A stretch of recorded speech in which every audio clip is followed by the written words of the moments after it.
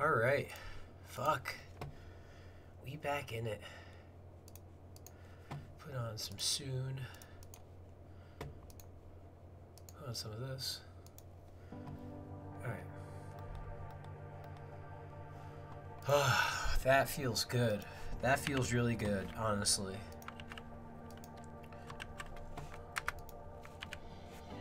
That was a hard as fuck quest.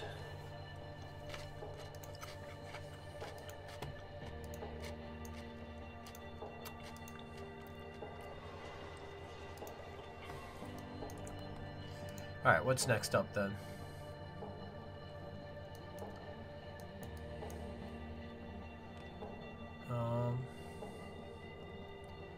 36 is my other go-to.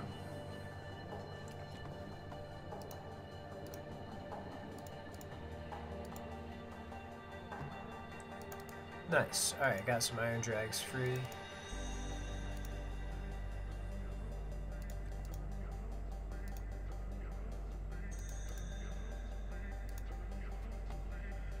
Okay. Bank unlocked. I have to do the quest. My Big Arms Adventure. My Big Arms Adventure. 25 minutes. Not bad. Hi. Hi, and welcome to my game.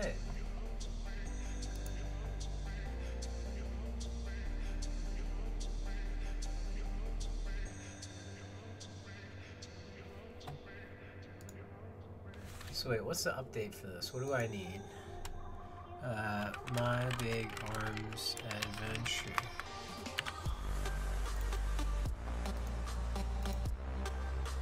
I don't mind this.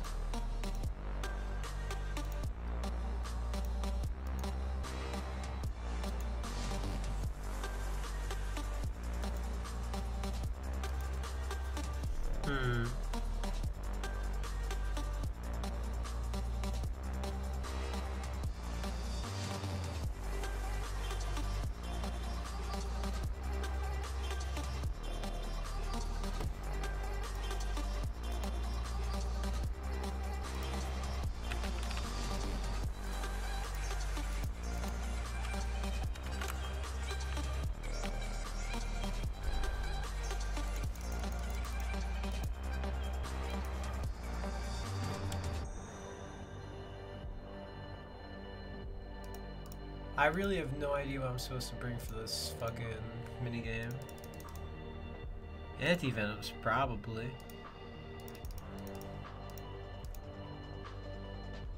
Do I even want defense stuff? Is that even good for this? I'll just bring a couple random things, I guess. Alright, and the bank pins are logged in and everything's good, so we can get rid of this. I'm prepping for quest right now. So right now I'm gonna have to do... Oh! Pick up the blood runes. I'm gonna have to do Taiwo Bwani shit to 60% favor. Alright, boom. Get those guys. Okay, so now what? I talk to Djibouti.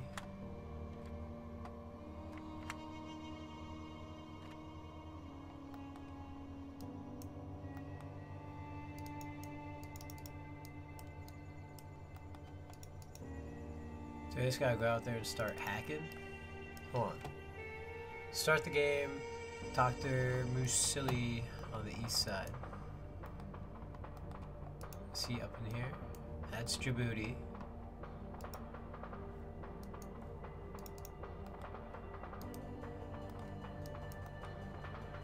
Well, let me equip all my shit first.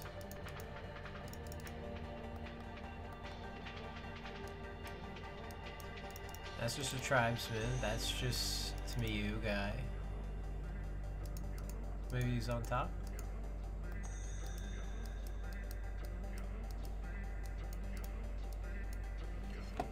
Where the near the hardwood grove.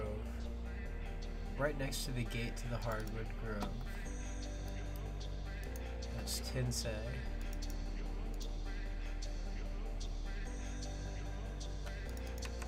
I'm guessing he's out here then, because he's not in there. Carde,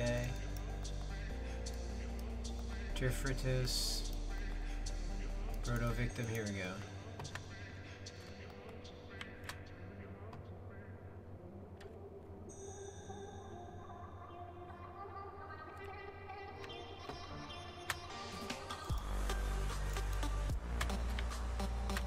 What do you have to do around here?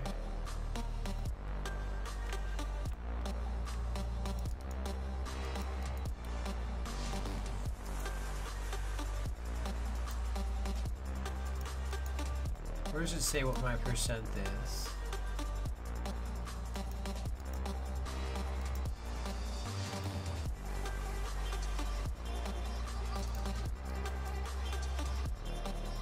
I'll attack him with spear.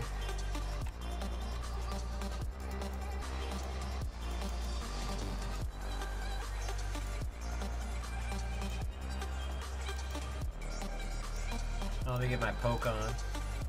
Alright, while I do that, I'm gonna start eating some of my sandwich.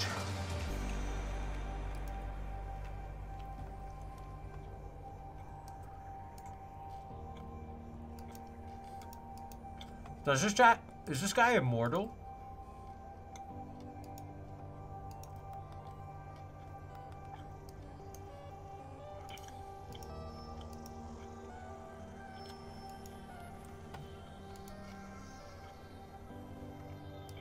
Is that guy like actually immortal?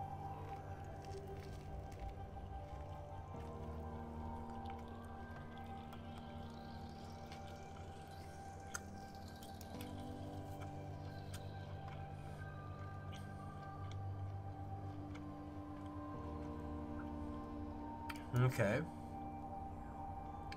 Repaired some jungle. Oh shit.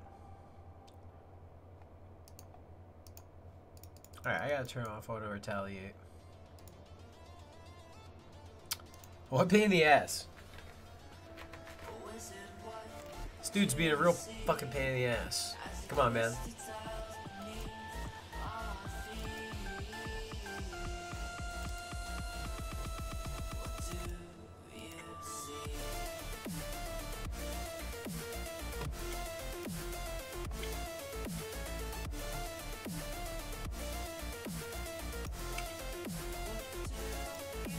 Alright, now repair the fence.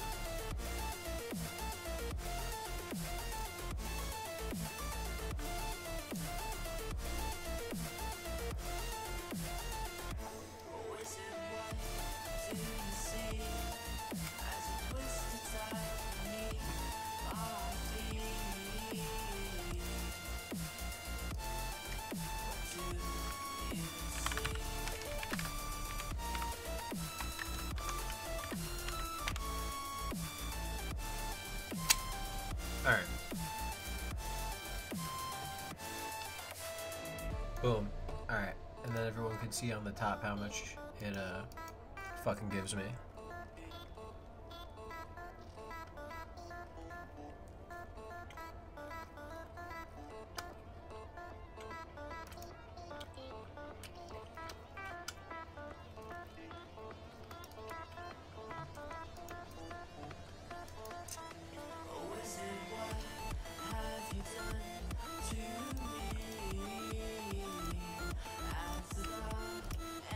That was way easier.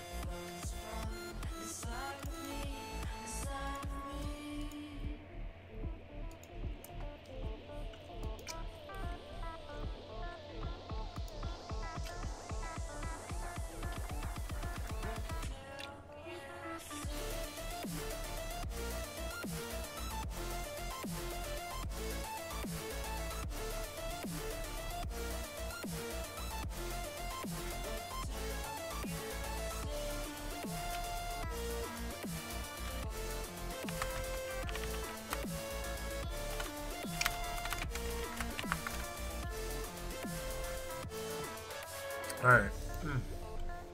Sandwich was good. Okay.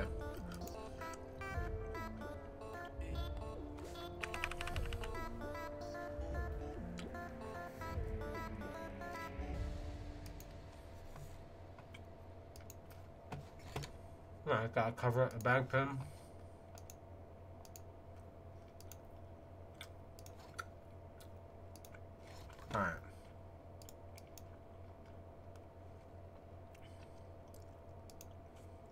gonna start hacking this thing up.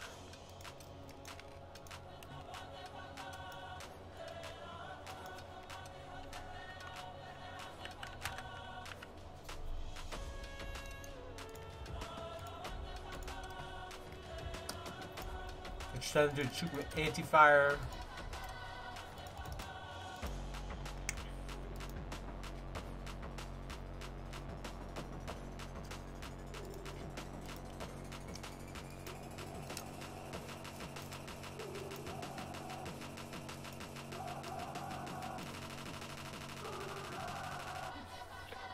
Wow.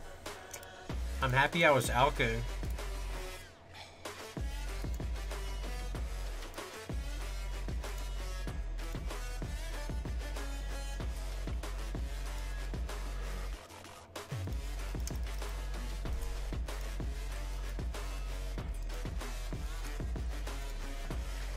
Literally just got killed fucking like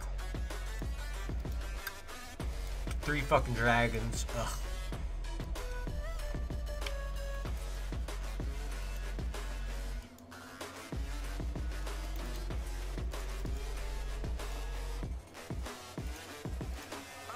Thank God that the brothers on the rise now.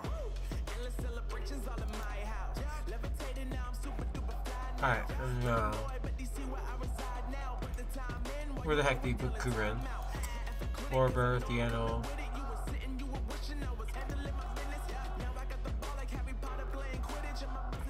Does he have a Carol? Kuren? Where?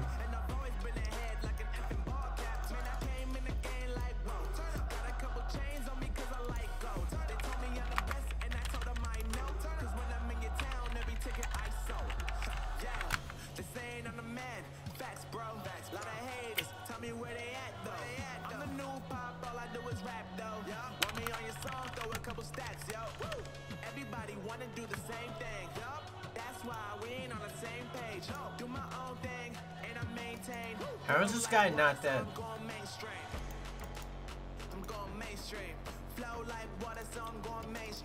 my god. Yeah, I'm going mainstream.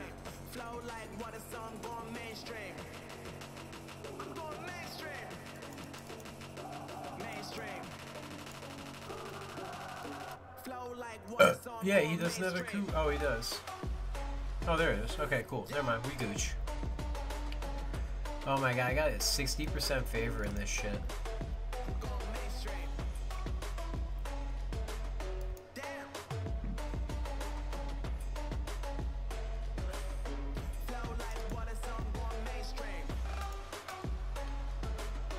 Alright, time to fucking poop on these dragons real quick.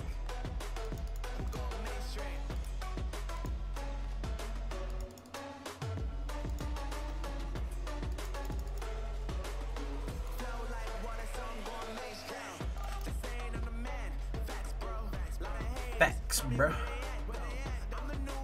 Oh, I need super restores that way. That's why these guys are fucking.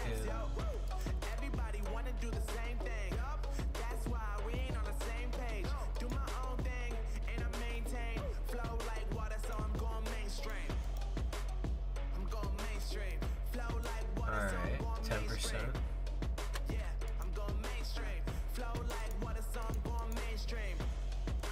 Cut down this shit. Damn, this is fucking. I mean, at least I'm at 10%, a sixth of the way there. But damn.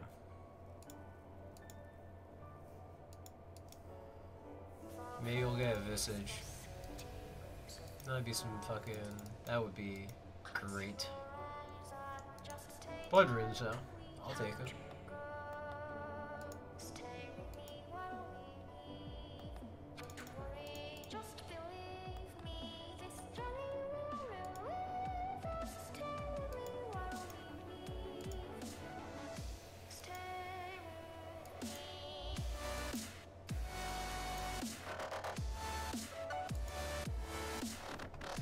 Alright, 12%. This is fast repairing defense. No, I need to hack the jungle.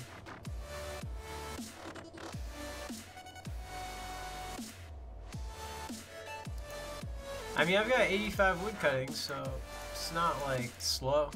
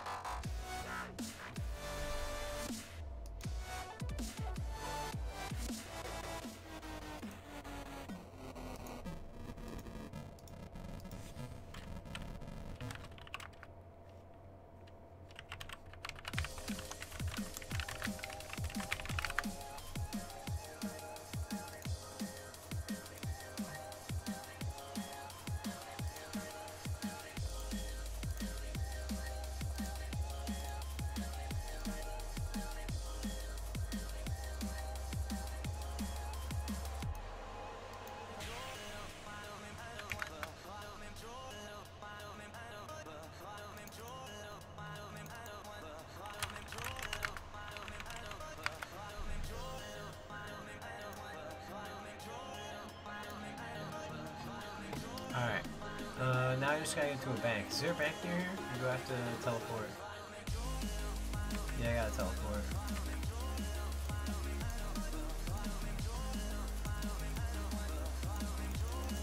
Fuck off, little asshole. 14% long.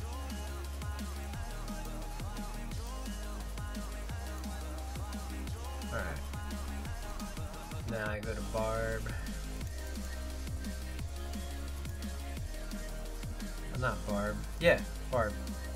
So I can go bop, bop, bop, bop, bop, get a new Slayer task. Can I get anything from here yet? Nope, not yet. Oh well. Alright, let's go keep getting this task train going. Alright, I don't need this. I'm actually just gonna wear, do I have Carol's top? Carol's? No, I've only got Carol's skirt. I don't know if I should wear armor. Yeah. Well, regardless, I'm gonna need a restore, combat, a couple more food, and this time I'm just gonna bring straight. Where's my Dragon Defender? Where's my hostage? Alright. You're gonna go for max accuracy and just poke the absolute shit out of these things. I mean, actually, slashing is probably better. Fuck it. We'll just slash the fuck out of everything.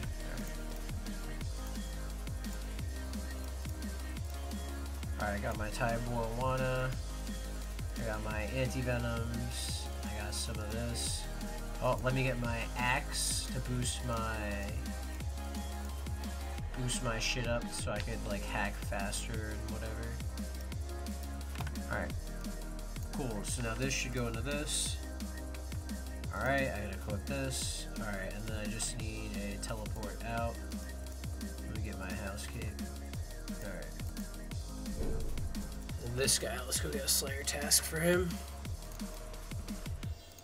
How far am I away from next level? 18k. Huh. How close am I to magic? I'll probably get magic level. Alright. And then towable one. Alright.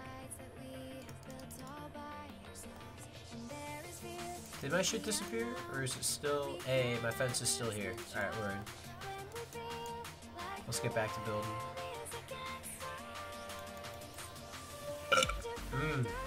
That one was good. That one tasted good. Alright, where is Eve?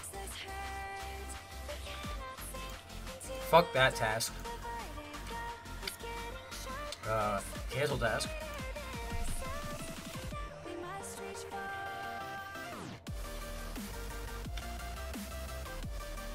Slayer gives only 400 points? Really? That's very surprising.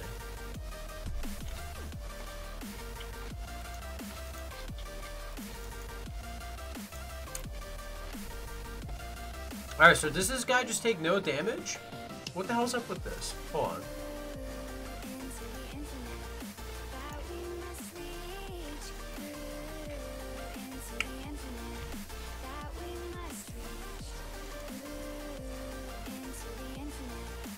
Rustles bomb. What does this do?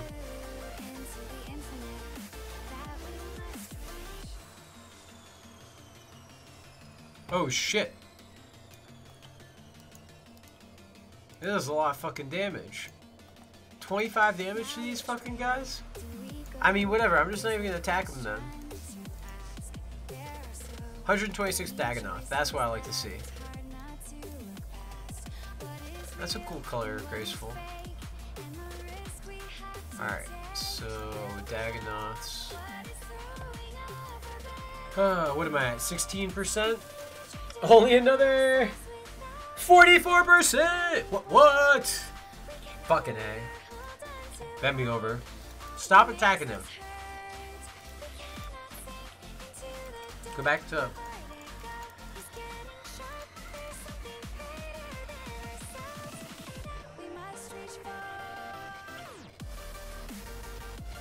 Oh, I can't hold anymore. I was like, what's going on?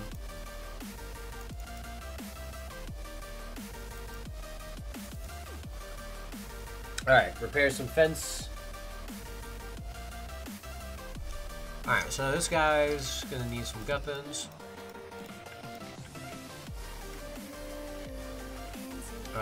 Guppins, room pouch, cannon.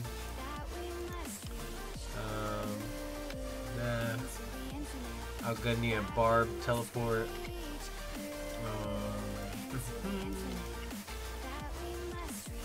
That's probably a little overkill, but whatever. I don't know, stamina. I don't even really need any, but I'll burn 5 just in case. Alright.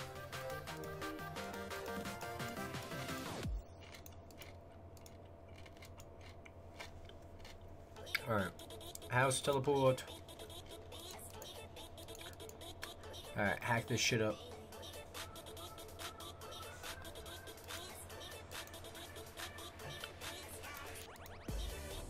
Alright, go to friend's house. Drew G. Fuck out of here, snake. Well, the snakes I can kill. Oh, goodbye. Alright, Dagonoths, teleport. Back to Barb Outpost. Except I gotta go north this time.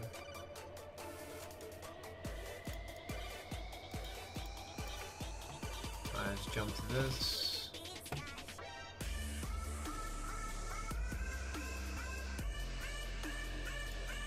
Man, these guys are so annoying.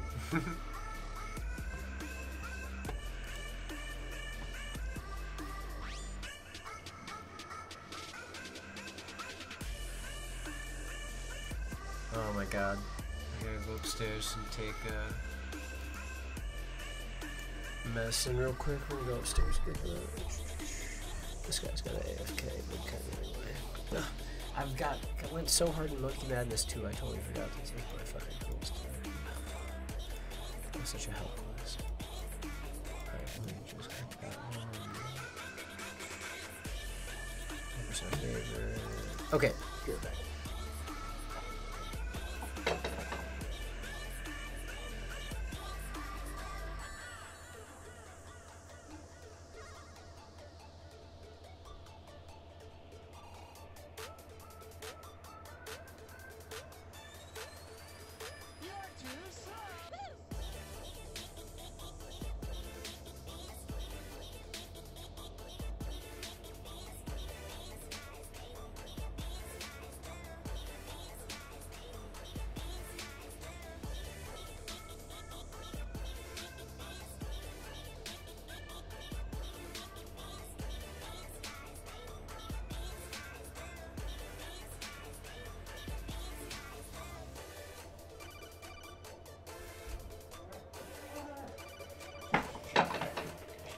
I'm black. Alright. Alright. Alright, dismiss.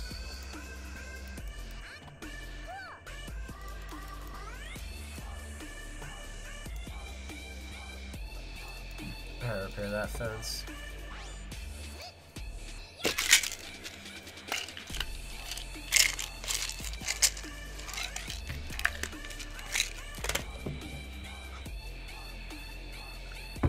Wow, I just caught my pill. That was so good.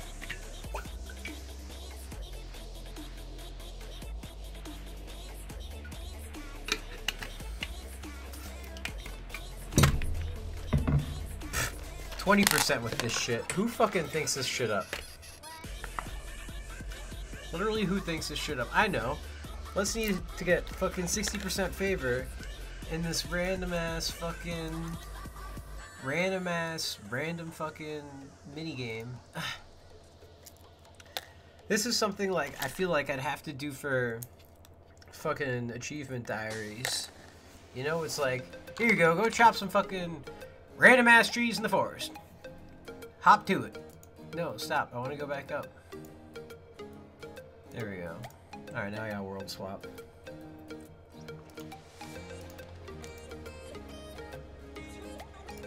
Alright, fuck that snake up.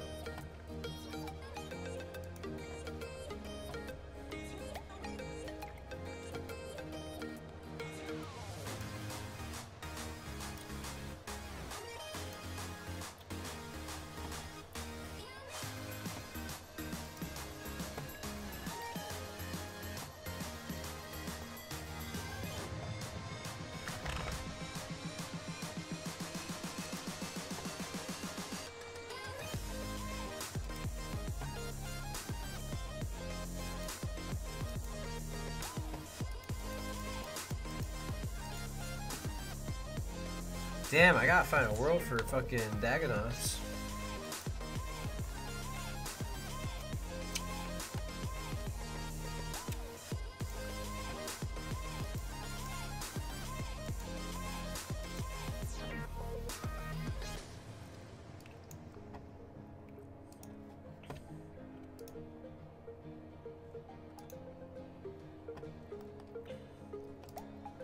Damn. Where the fuck the world's at?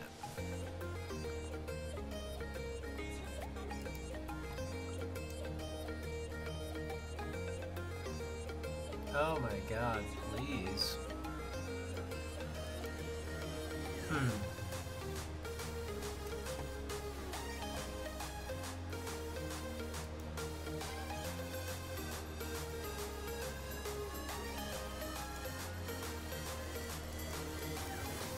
Yay.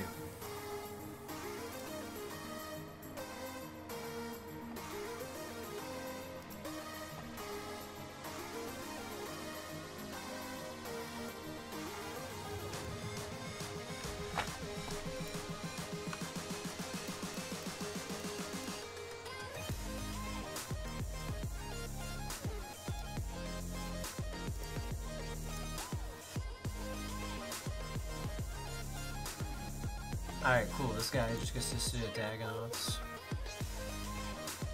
Easy as hell task.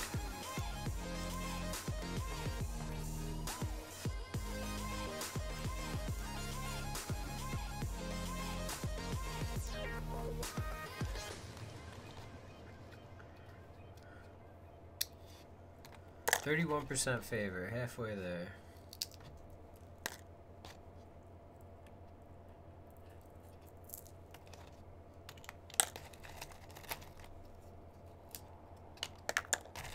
Take me away from home.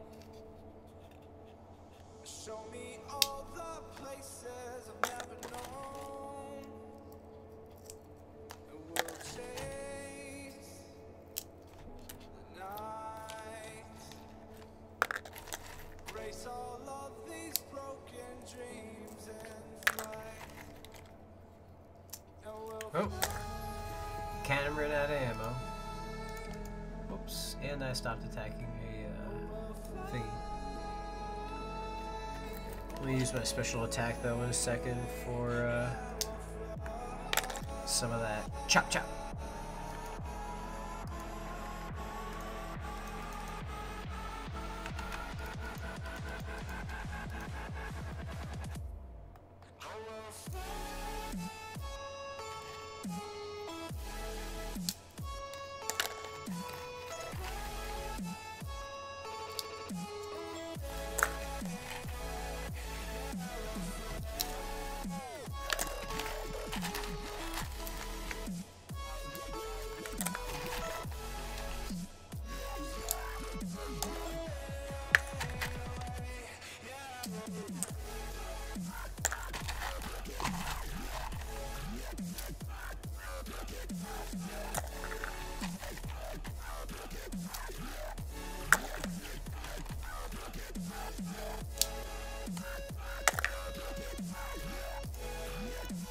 Damn it, I can only crack a couple. I'm trying to crack like as many fucking pistachios as I can, but I can only crack like a couple because cannonballs run out fucking quick. Cannonballs run out quick and the patches go away pretty quick. Oh! You're fucking kidding me. Oh, god damn it, dude. I'll give you one guess. What's everywhere right now? If you had to guess one thing, what do you think is everywhere right now? Did you guess nuts? My answer was nuts. Oh my god. Nuts and shells and literally everything. There's no 5-second rule for fucking the 100 million of them that are on the ground right now. They're all just rest in peace at this point. Oh my god, dude. There's so many of them.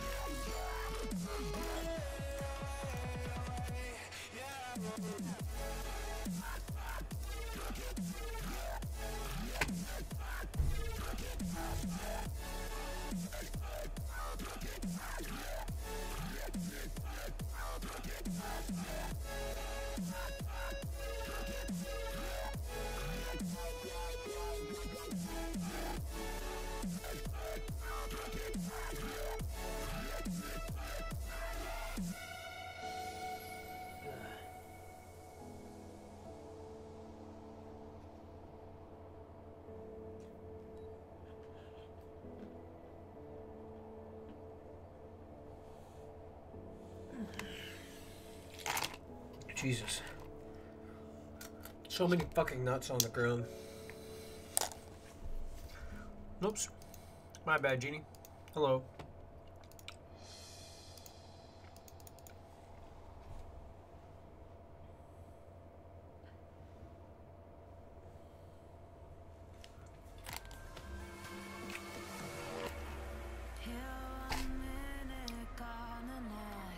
Alright.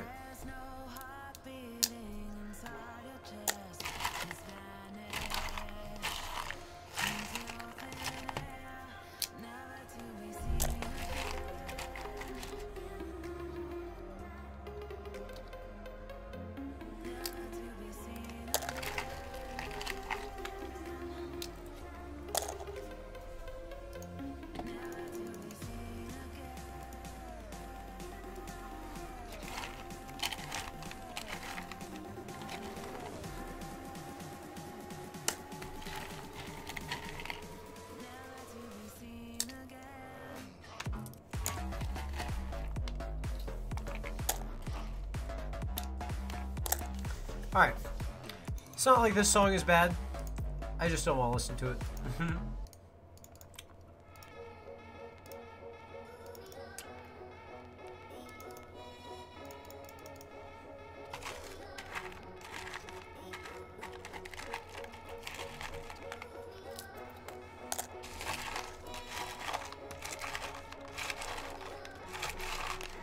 Alright, I think I got all the fucking pistachios with shells, I think.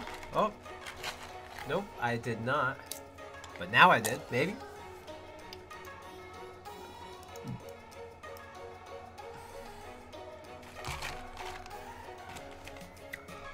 Alright, we'll see if oh,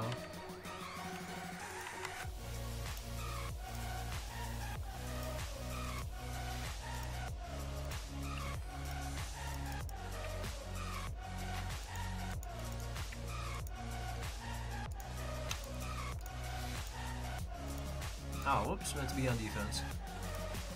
149, 89. Nice. I'm getting there on some of this shit.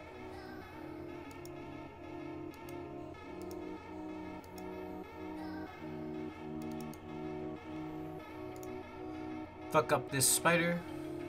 Alright. Come on. Fuck off, spider. Ugh. Come on. 39% favor. I'm so close. Alright. Hack this jungle. Alright. I'm getting so close to this fucking quest gate. I can fucking taste it.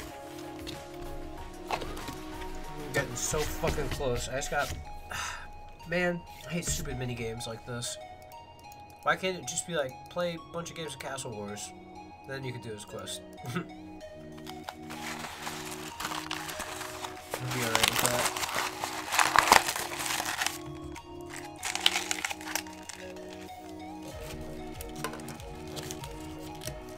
Alright,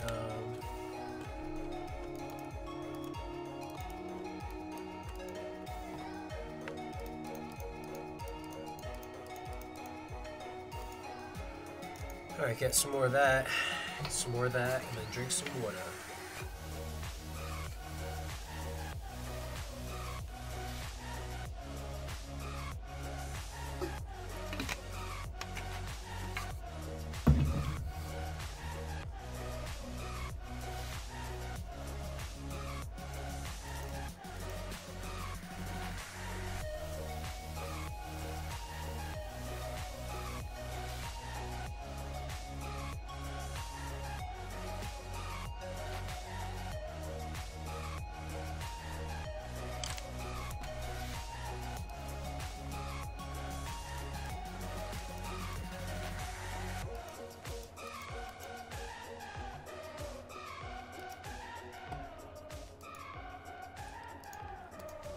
Alright, let's see what else is on YouTube.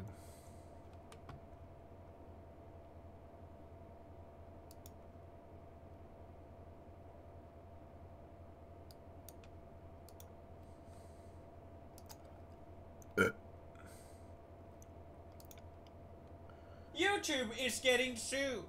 Legman got banned. And Drake played Fortnite. All this and much more coming up in Pew News. I'm Anders Coopers, and you're watching Beanies.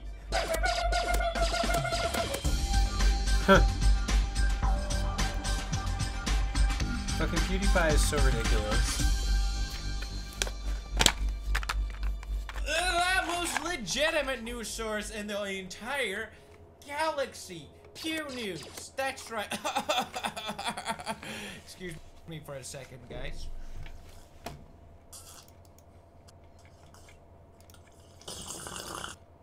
We have our own merch now. Check it out, link in the description. The first story is extremely upsetting. If you have a girlfriend or perhaps a pillow, anime pillow, I urge you to get them right now, because this story is extremely upsetting. After appearing in another PewDiePie video, YouTube decided that kicking a wall is hate speech. Actually, if you remember, Legman made a video kicking the wall for 12 minutes. I reacted to it. Then he made a video kicking PewDiePie's face for 12 minutes. It got flagged for hate speech. Let's watch the video. It's extremely emotional. Your video, me bro-fussing a picture PewDiePie for 12 minutes and 29 seconds, was flagged for review. Upon review, we've determined that it violates our guidelines. We've removed it from YouTube and assigned a community guidelines strike or temporary penalty to your account. Reason: violation of YouTube's policy on hate speech. The goal of my content is always to entertain. Thank you, YouTube, finally for striking down on hate speech. I've been waiting for them to finally take action upon these dreadful acts of bro-footing. This does, in fact, open up the discussion of what really counts as hate speech. Clearly, if YouTube thinks this is hate speech, where does the line draw? It seems all over the place, you could say. It seems we have quite a foot of trouble. That's not the expression, but I tried at least. On other social media platforms, you can get banned for hate speech by making a crude joke to your friend, perhaps. I know that happens on Twitter, and I know that happens on Twitch, but on YouTube, we haven't really seen a lot of hate speech violations being striked. So does this mean that they're gonna strike in more on hate speech on YouTube? If YouTube is doing more strikes against hate speech and that line is being blurred, then that means that it could potentially change the entire website. You have previously the site has just been run by a community sort of repercussion to things. You have iDubbbz making content cuts, you have other YouTubers criticizing each other when you're stepping over the line, because YouTube itself is literally just another apple dangling in front of you of the next greedy thing and the next greedy move that you can make to further your channel, but then at least there's some community repercussion if you do it, or at least excessively. Let's say you keep begging for likes or boasting with money in front of kids and I don't know, making sexual awkward content and just shit in general. People are gonna call you out on it. Does this mean you can't do that anymore? You can't criticize other people, or you can't even bro-food people? Where does the line draw? And that's always a question when it comes to YouTube. I don't know. Neither do you know. Anyone know? Hey! Next news 60% in favor. news, everybody. Drake played Fortnite. Are you... Drake played Fortnite? Oh my god. Drake play... Are you kidding me right now? Oh yeah.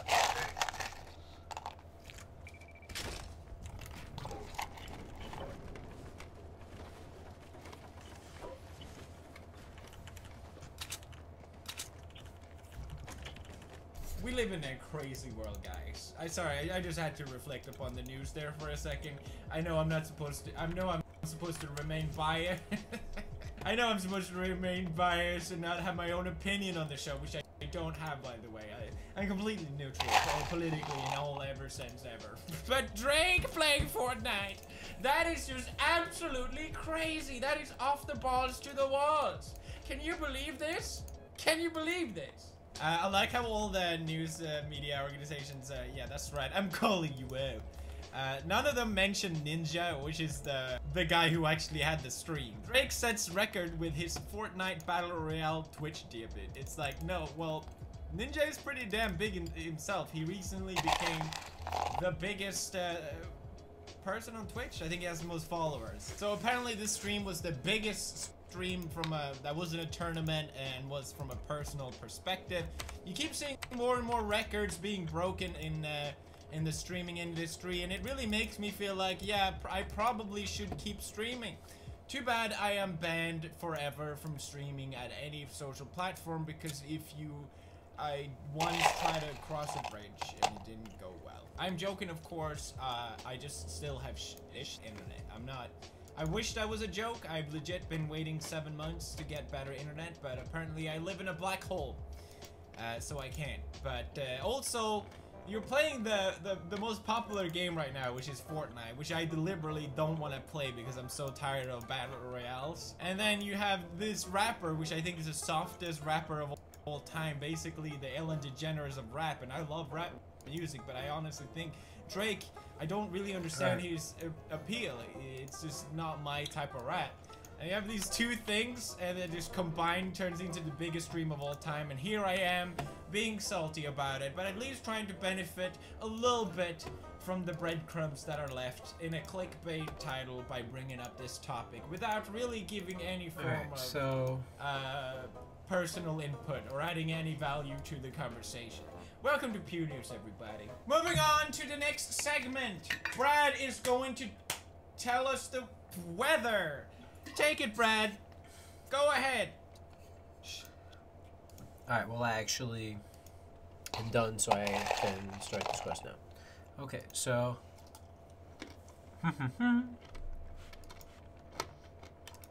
so I need climbing boots. I need plant cure. Ow.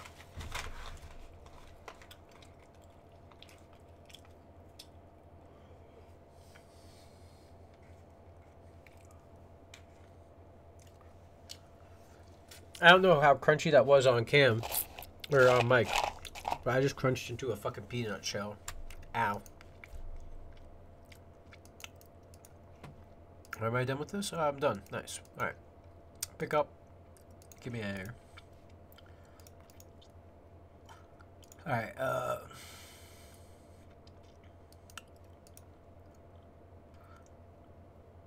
I'm just going to go to...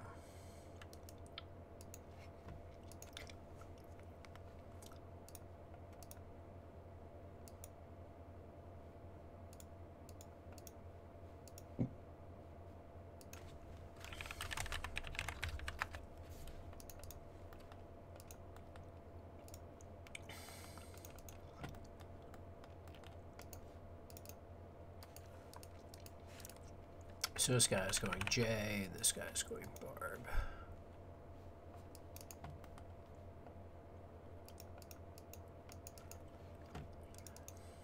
Alright.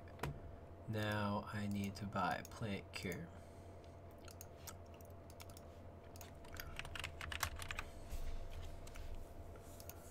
Plant cure. I'm gonna get 2 just in case.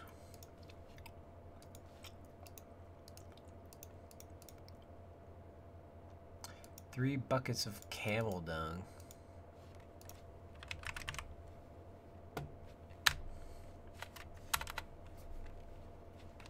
Super compost.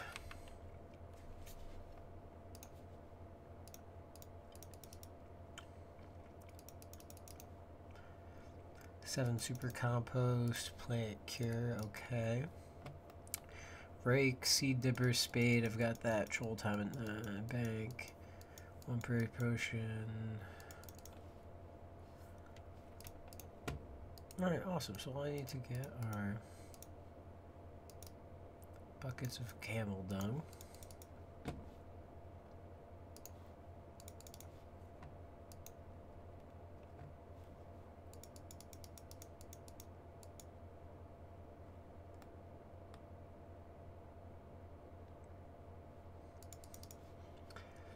Alright, so I need a bucket and the camulet. Camulet and also bucket. Alright. And then I just need to go to Polinovich. Wait, hold on, what was my quest? Iron Dragons. 43 Iron Dragons. Alright, I actually like that because I want to get this mage level up. And it's fun just getting free as fuck farm levels. A level 8. Alright, oops. No bang pin for you.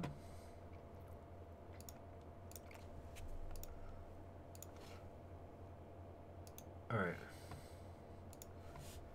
Now. So. I need my cape.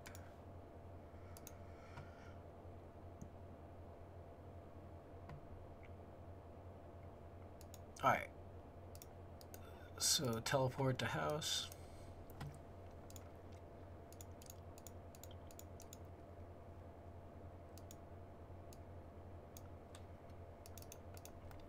Now teleport to Al-Kharid.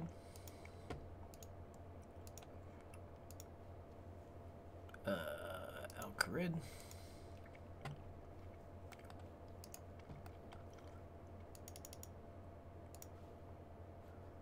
Alright, my camulet is equipped. Okay. Talk to Al the Camel.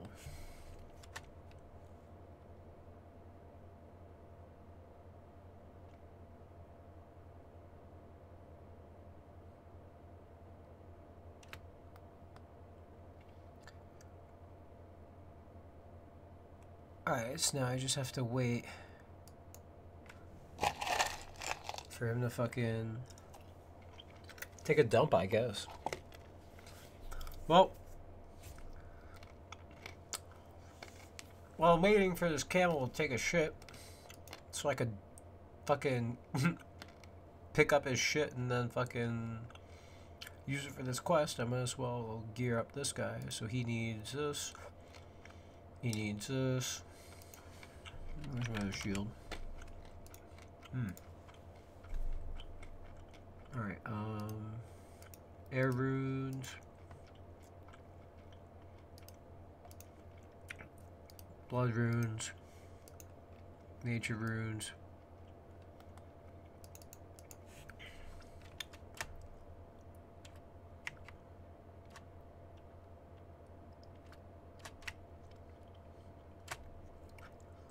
Alright, I want to listen to your poem. I just want to take a shit. Come on. Take a shit already.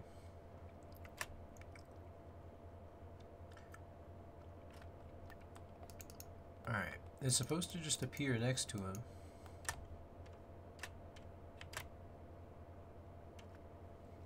Alright, so it says, talking to certain camels while having the camel equipped. It will appear on the ground. Alright, so let's just give it another second to appear. But I talked to him with the camulet equipped.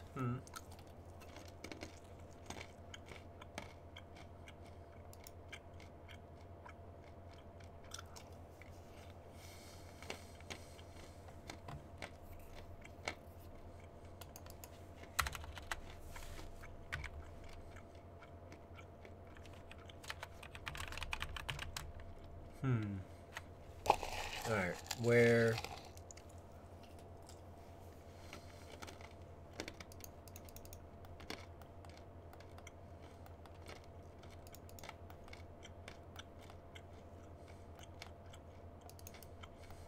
Oh, here we go.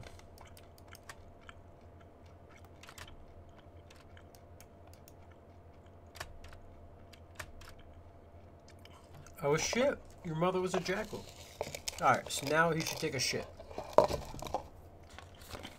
This guy's like an actual camel.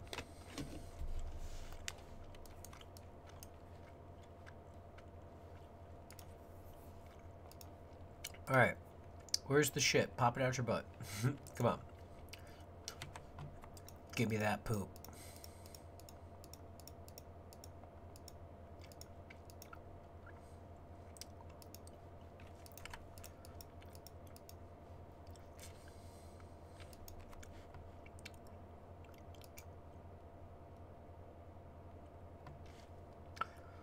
Oh, I can't get it right now? Huh. Well, I guess I'm just gonna use, this guy's house teleport now, so let me get a few more of these. And then a couple of these. And then the rest of these.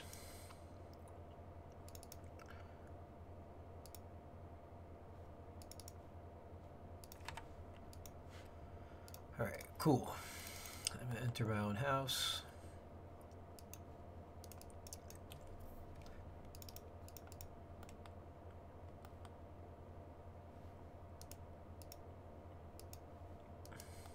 And then where do I have to go?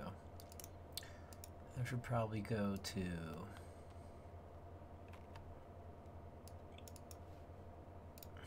let's go to Castle Wars.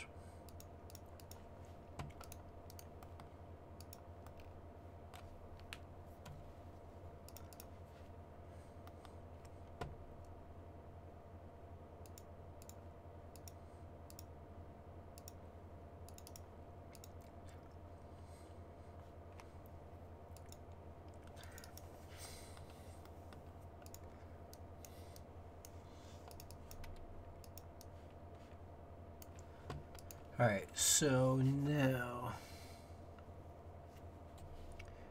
oh shit.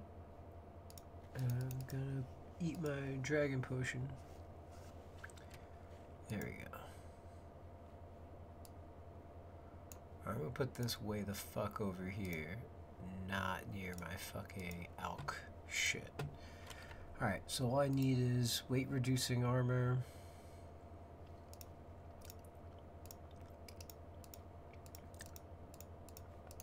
I'm gonna get my craft cape. I got the camulet. I just need to get some stamina potions. Alright. All Gucci Tucci.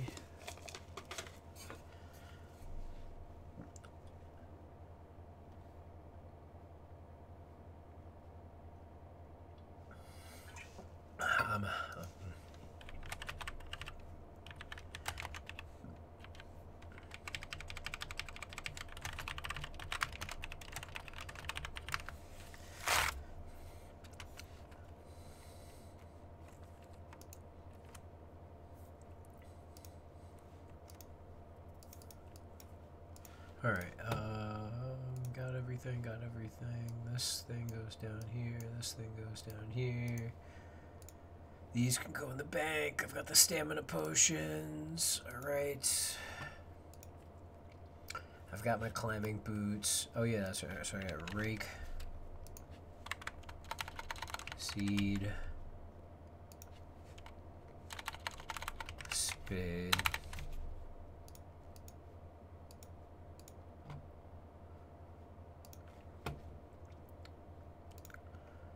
Spade, Trondheim Tellies, I got a bunch of those. Alright, I tell you to prepare to bank. Okay, yep. Alright, so I am all squared off. So let's start this quest. Welcome to my guide of the quest My Arm's Big Adventure. The quest requirements are Edgar's Ruse, the Fewit and Jungle Potion. The skill requirements are 10 woodcutting, 29 farming. Also, you will need to have at least 60% favor in the type bow one-eye cleanup. And you will need to be able to kill a combat 170 monster which stuns. And having at least level 40 prayer, so you can use protect from missiles, is recommended. The items needed are a pair of climbing boots, 1 plant cure, 8 super composts, 3 buckets of Uganti dung. To get the camel dung, just go to Polnevich, and on the western side they should find a kebab seller. Talk to this kebab seller. Select the third option for a bottle of special kebab sauce, and he should give it for free. There you go. Once you have this red bottle, just go to the building a little bit southwest from that kebab shop. In here there are 2 bucket spawns. If you don't have your buckets right now, you can grab those 2, but go to the camel field, use your red bottle on the food throw, Now you just need to wait like 5 seconds for the camel dung to appear, and then you just need to scoop it up with your buckets.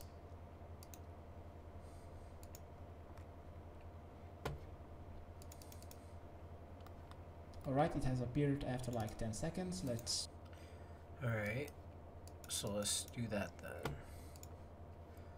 I didn't know it was that easy, so let me talk to this guy.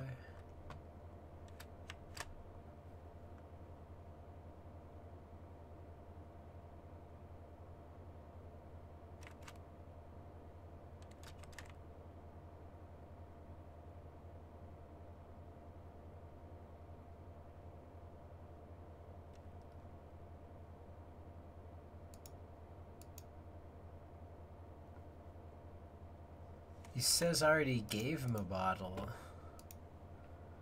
What? What?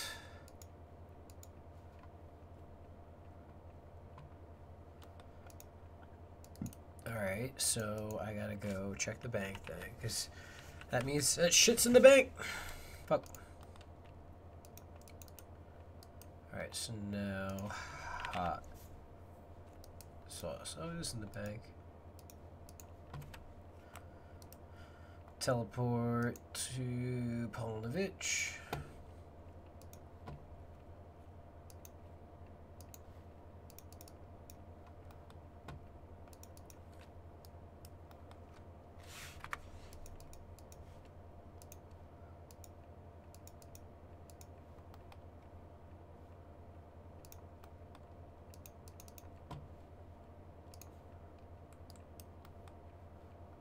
Alright, time to make these camels shit their brains out.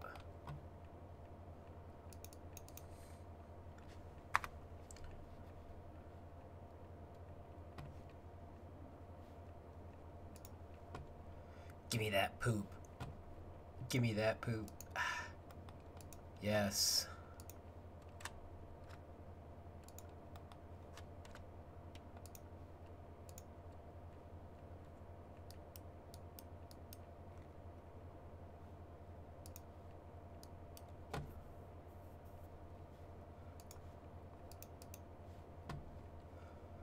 Alright, got the camel dung.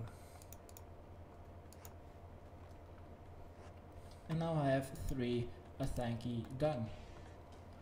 A rake, sea dibber and a spade.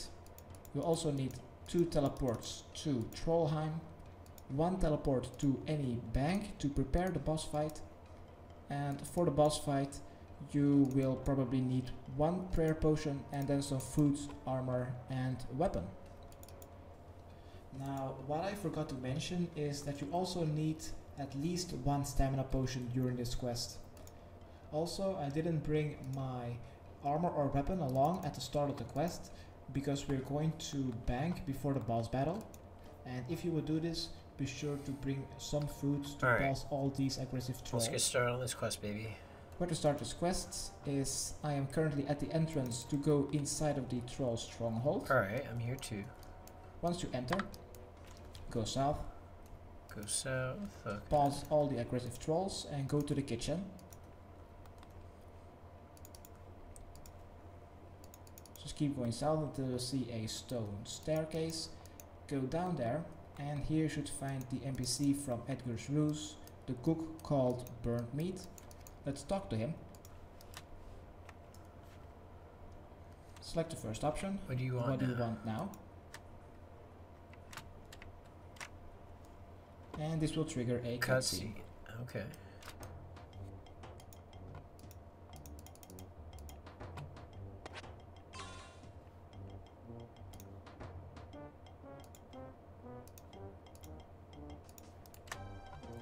A dragon plate legs, abyssal web. He's just...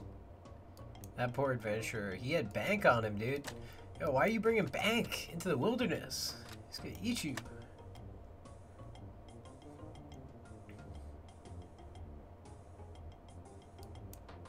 Oh, the name of his fucking friend is my arm? Alright, after the conversation is over, Alright. let's select the second option. I will lend you a hand. Next, go east. And next to the fence, you should find my a arm. little troll called My Arm. Talk to him.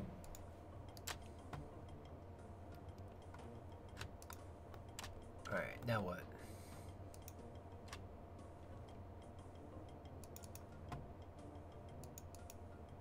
Alright, after this cutscene is over, let's follow the directions that the cutscene has done. So let's open a door in the northwestern I corner, had another and let's go gout. north.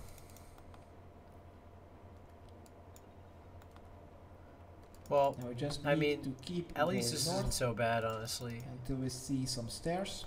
Next to them we will find a door. Open that door and let's go to the prisons. Oh, whoops. Let's go all the way south, passing all the prisons from the Troll Stronghold quest. And we just need to keep going south. This guy is on the same fucking quest. I'm just gonna follow him.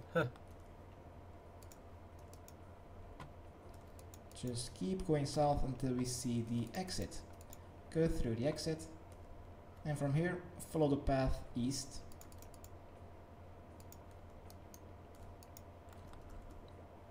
This is Be easy. sure to equip your climbing boots and climb the rocks. And then just keep following the path east.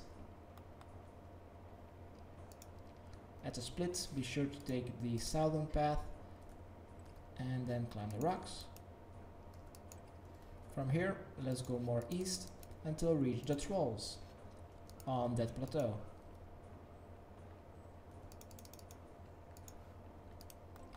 Here we will need to climb down the rocks. And now here at the many trolls, we will need to go a little bit west to the center of this area. In the center we'll find another troll cook and a large cooking pot. South of that cooking pot we'll find a bucket spawn. Pick it up. Next we will need to search that cooking pot, so try to search for it. And once you've searched it, you will get a goutweed lump. Let's take it and now teleport back to Trollheim. Back in Trollheim. I took the Let's bucket go back from him. to Fucking Lamau. the NPC, My Arm. Fucking Lamau, dude. Dickle ticks. Come on, man. You gotta fucking choose a better name than that. Come on. You making me giggle. Come on.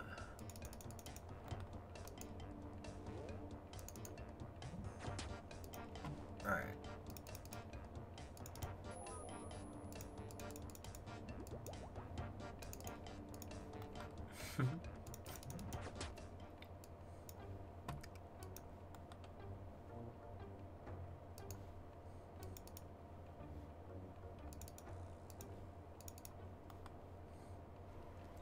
Alright, back at this troll kitchen. Let's go back to the eastern side and talk to My Arm.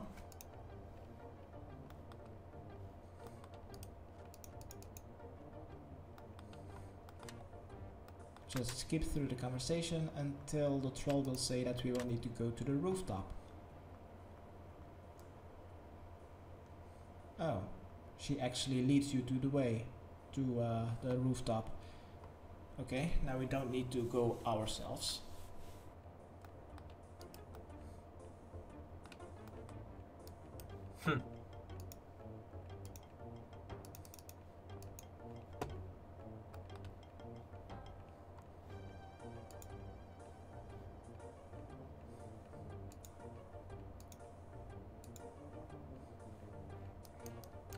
I killed that guy for the other quest, Monkey Madness 2.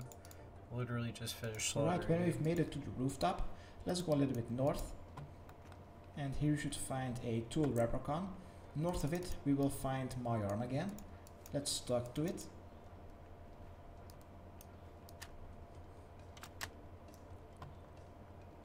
Just skip through the conversation until you get a farming manual.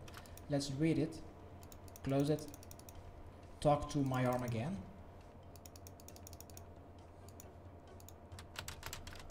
Alright, talk to my arm again. Next, use the Uktanku dung on the soil patch next to My Arm.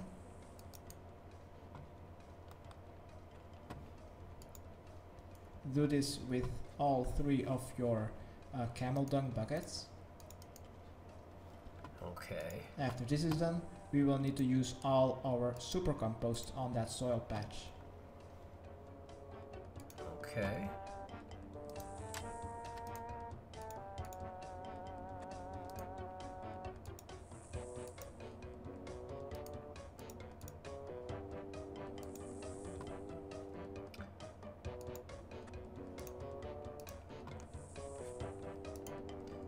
Damn, you gotta wait for all these things to go through? That sucks. It's gonna take a while, fucking, with the spade animation. What, I guess I'm building like a base for it or something? I don't know. Alright. One more. Alright, after depositing 7 super composts, that will be enough compost. I'm now quickly going to the tool Reprocon. I'm going to exchange and I'm going to deposit my buckets, my last super compost and my 3 tools. I already have my tools, so I'm going to keep them in my inventory. Alright, now Next, we will need to talk to my arm again to start another cutscene. Alright, cutscene.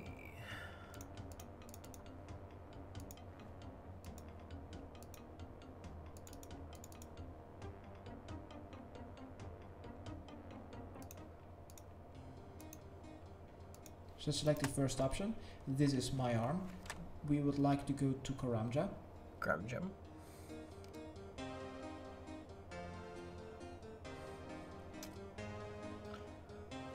You better take us to fucking Karamja. This is my arm, alright? No, his name is my arm. My arm? No, my arm.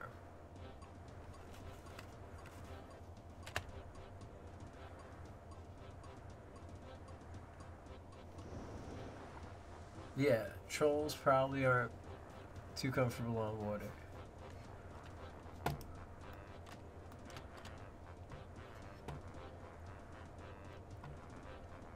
When you see land, there will be land, my friend.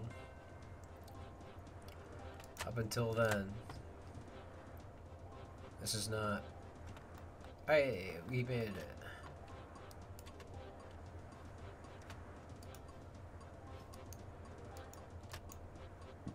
Oh my god.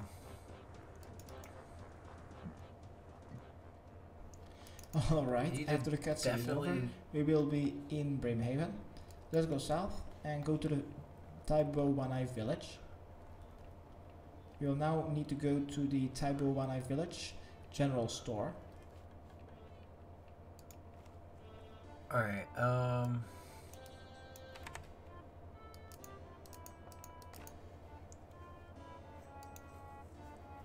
I'm going to just fucking use a scroll. Alright, I just made it to the general store. Somewhere east of the general store we should find my arm again. Alright, I've just found her. Let's talk to the troll again. Continue the conversation. Hold on. World map. General store is just north of here. Pick my calquats.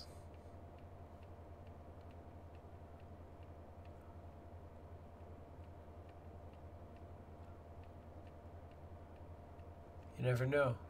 Maybe I'd get the fucking farming pet off the tree, you know? You never know. Alright, there's my arm. Ooh, another ancient shard. Nice. Fuck yeah, baby. Station. And now we will need to go to Merkali, the NPC that started the Taibo Wanai cleanup mini quest.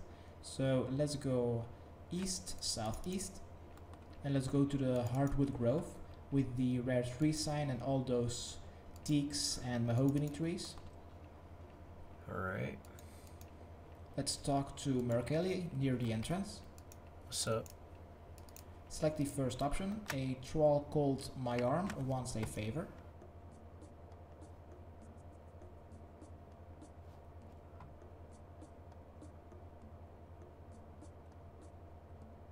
Oh my god. Just skip through the conversation and Mercalli will give you a hardy gout tuber because your favor is above 60%.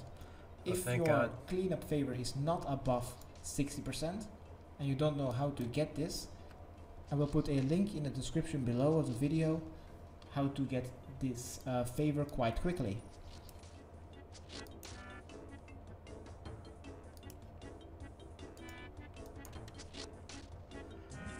Dude, trolls are stupid. Oh my god. Oh my god, this guy's gonna just beat the shit out of him. Oh my god. He's I just... wish I could do that. This dude's fucking real. He doesn't give a fuck.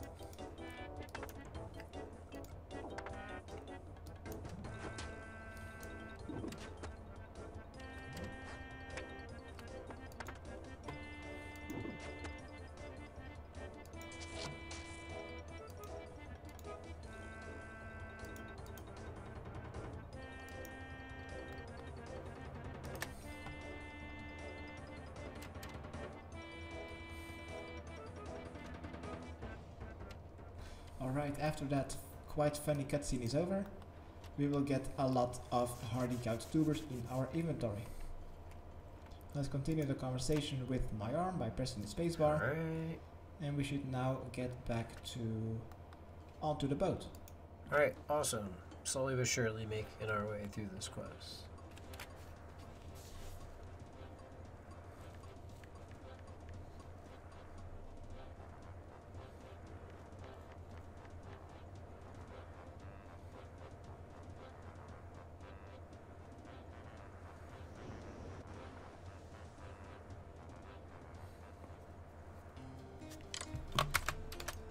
Oh. Alright, after the Skip all the cutscene dialogue. is over and we are back in our doing, my arm will say, Oh, I gotta wait for the fucking thing to go past. Alright. And... that we will need to grab our fighting stuff because now it is time for our boss battle. Since we are in Ardoin, I actually didn't need my dual ring to go to a bank. I'm just going to the Ardoin bank, and after we grab our stuff to fight the combat 172 boss monster, which uses all 3 combat styles, we will need to go back to Trollheim. The item that you surely need to bring is your Trollheim teleport, surely your hardly gout tuber, your farming equipment, and besides from that, your food, armor and weapon. I'm probably gonna pray mage then. We'll see.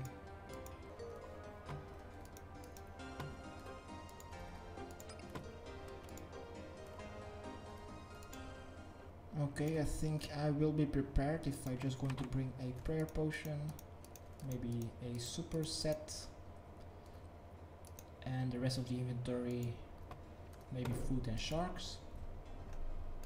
Alright. I think I should be done by now. Hold on 1 second. You might be done, my friend, but I am not. So let me deposit, deposit, deposit, deposit, deposit, deposit. Got that stuff, got that stuff. Don't need that. Okay. So now I just need a Nightsia helm,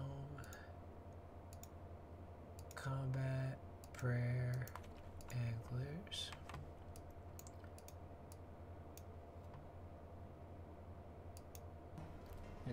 I don't really need my farming guides, so I'm going to replace it with an extra swordfish.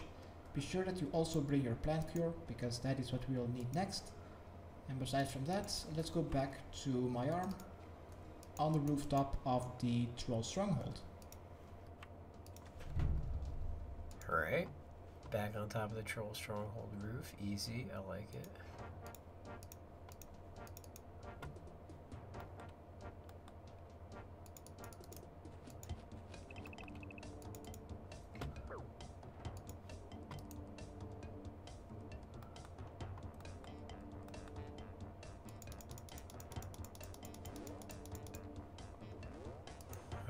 Gotta pause this real quick while I catch up.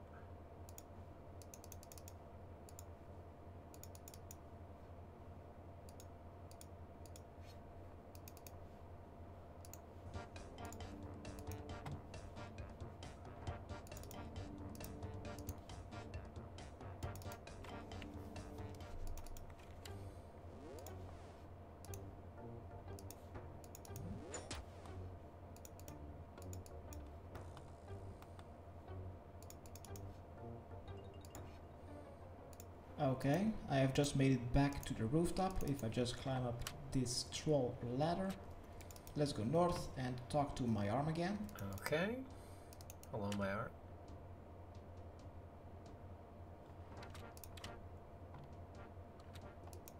After speaking to my arm, let's use a rake on my arm, so the troll can start raking its own farm patch. Now, it is a chance that the rake will break. Just pick up the head and use the head on the handle, and then just use it on my arm again. Fucking just Lenny's it. Many times. Me rake now. Once the farm patch has raked, just use the hardly gout tubers on my arm. Same with the seed dibber, so he or she can plant the seeds. And after these seeds are planted, we should see another cutscene.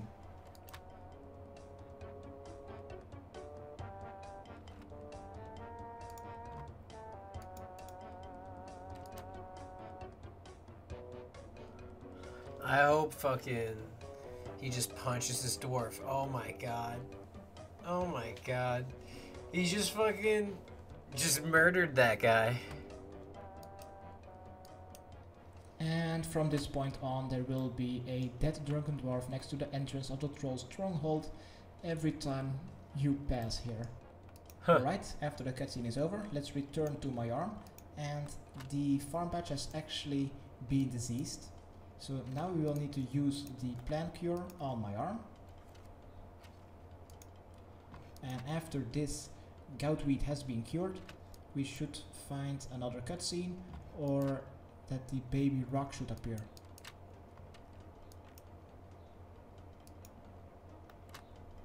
Alright, after 5 seconds or something, a level 75 baby rock has appeared. Let's battle our first boss monster.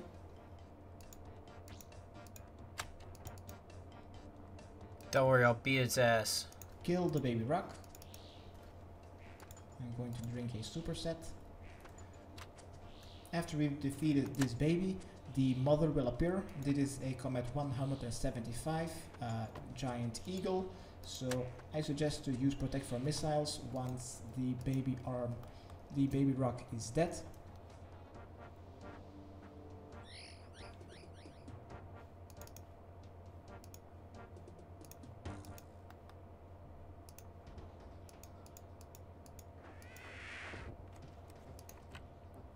Oh shit.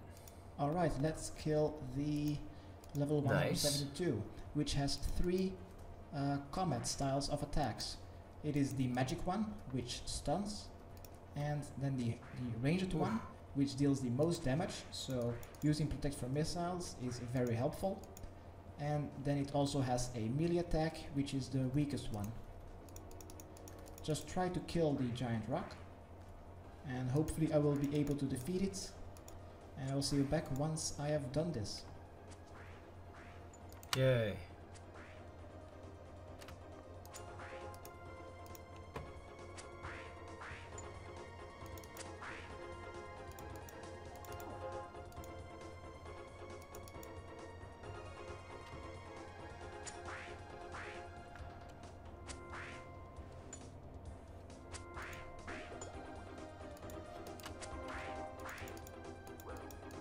Oh, come on, Prayer. Let me turn you off.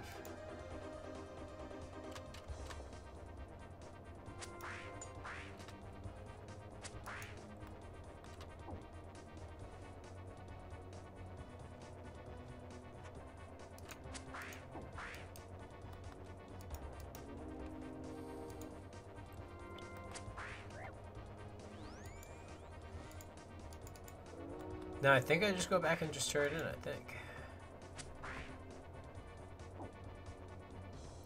I think I just go back here and turn this in and then I'm good.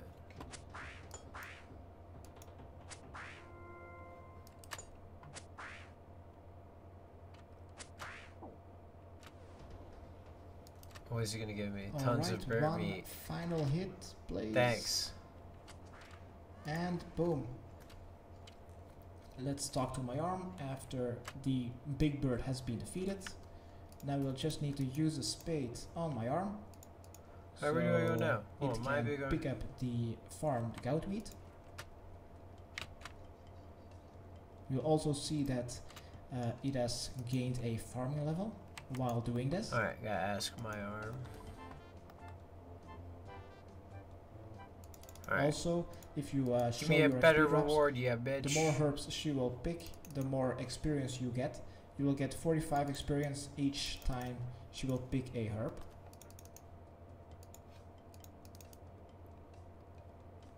Oh, Next, nope, wrong way, pick damn up it. your big bones and let's go south. We'll now need to claim our reward from burnt meat. So let's go down the troll ladder. Went the wrong way. Let's go back to the kitchen. Forgot I was downstairs.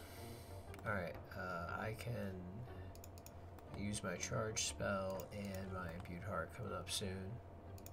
Talk to burnt meat.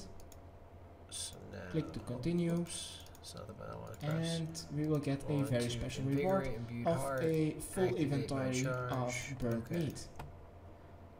And if it doesn't fit in your inventory, it will be dropped on the floor. Alright, and then give me an inventory. Just drop all your burnt meats. No, he didn't give me one. Can you give And me since something my better? arm isn't on the eastern fence anymore, I guess we Well, will can have I to grow go back goutweed upstairs now? and go back to the rooftop. Hey, there we go, baby. Yeah, buddy. Cool.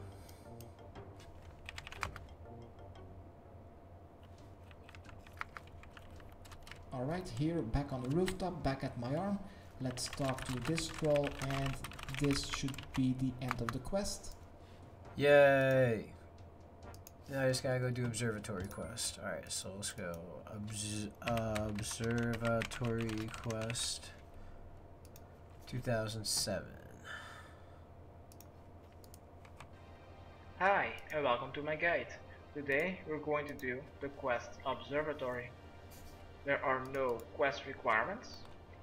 Skill requirements: 10 crafting and able to kill a combat 42. Items needed: a bronze bar, molten glass, 3 planks, some food and a weapon to kill the combat 42. Anti-poison potions of at least 2 doses should be enough. Stamina and energy potions, and also some weight reducing armor to speed up the quests is helpful. What is also helpful is a teleportation method out of here when you've completed the quest. Where to start this quest? Right here in the building just north of the observatory, which is located north of Castle Wars and south of the Rest Salamanders. Here you should find the observatory. I think I'm gonna have to go to the Grain Exchange. Alright. Well, while that's going.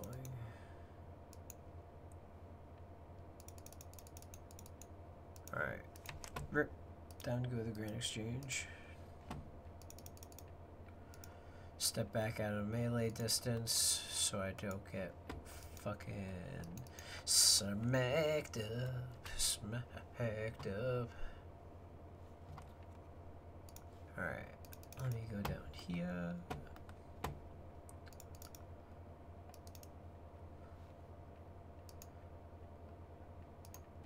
Alright, so I need bronze bar.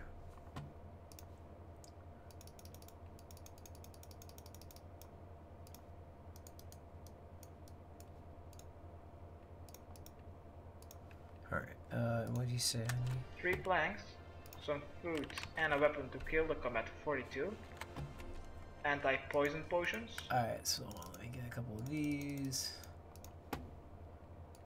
Alright, get a couple of these. Take out as items.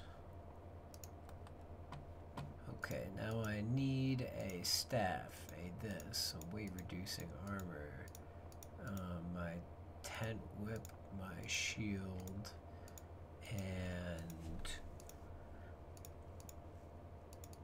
stamina pots, and a little bit of food. Alright.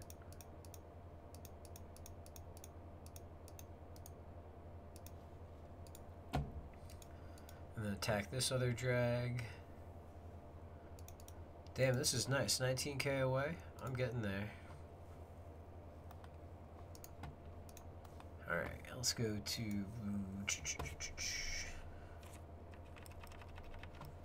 spot number 2. I just need to get some anti-poisons.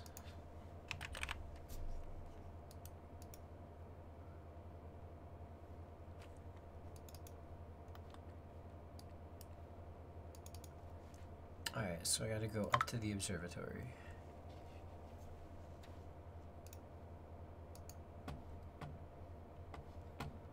Alright, well, this is almost there.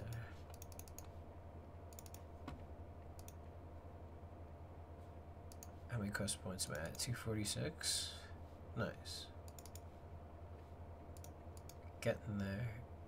Can I take this up here? Where is this? Oh, I need a grapple to get up there.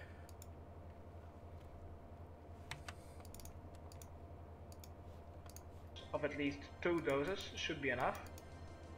Stamina and energy potions, and also some weight reducing armor to speed up the quests is helpful.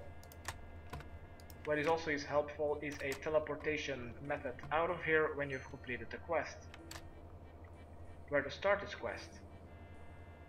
Right here in the building just north of the observatory, which is located north of Castle Wars and south of the Red Salamanders. Here you should find the observatory professor. Talk to him. Select the first option, observatory quest. Second option, an observatory.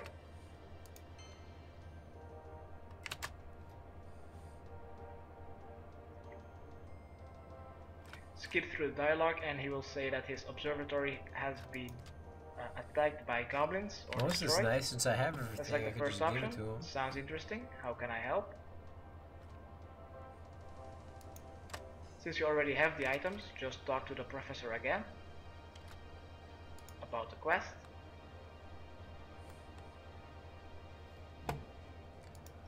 So wait, hold After on. giving him the planks, just talk to him again about the quest.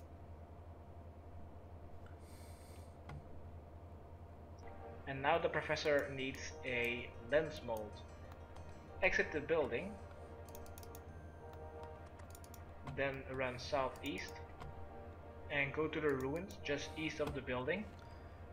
Is that it? That Go to red the dot down southern there? building and you should find a red dot. Pick up the super anti-poison potion. It is a free 1 dose. Then go to the western ruin. There you should find a staircase. Climb down the stairs. Proceed regardless. Then run southeast.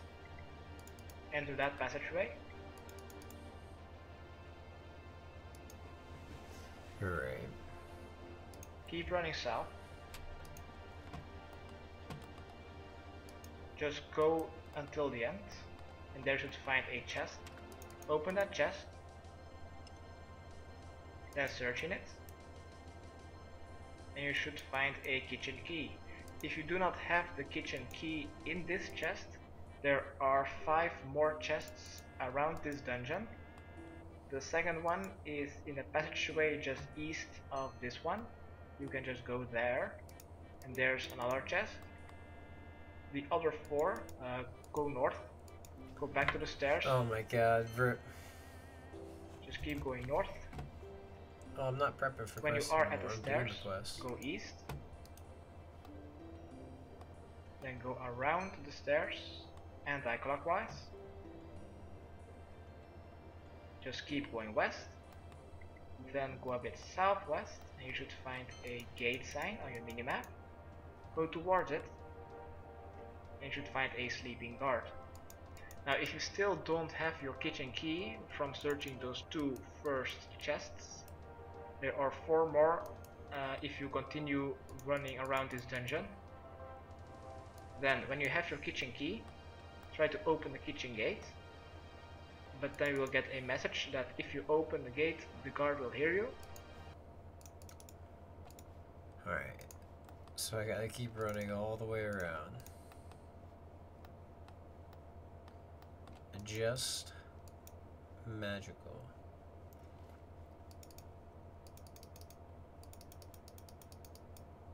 Oh my gosh, that was close.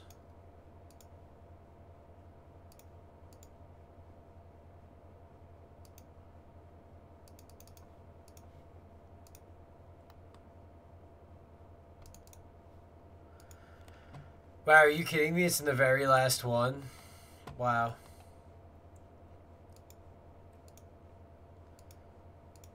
So I've got to go all the way around.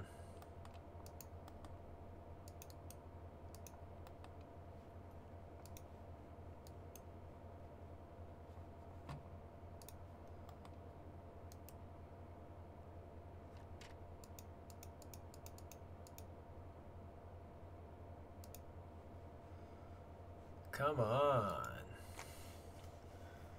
What the hell? Where's my kitchen key, damn it? Where's my kitchen key?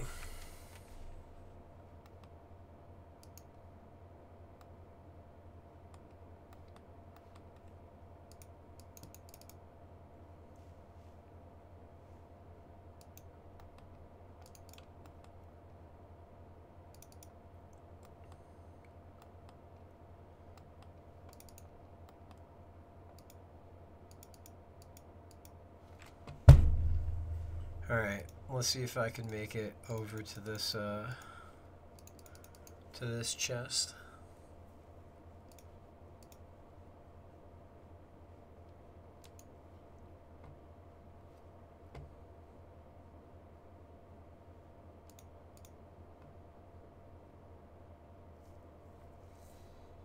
Alright.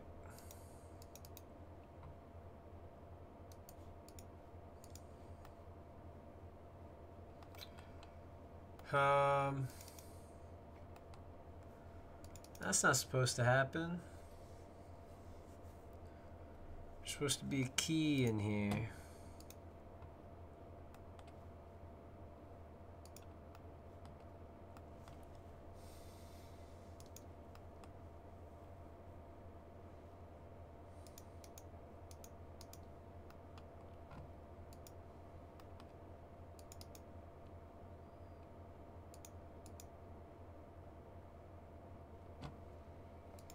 I don't know where my fucking guy is running, but I hope he knows where he's going.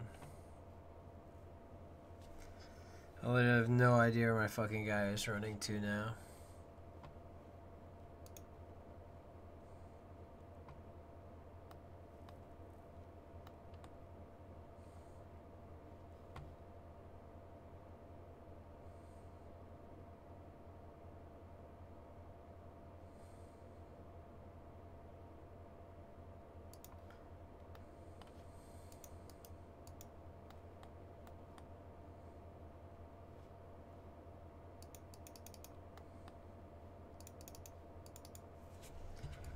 What the fuck?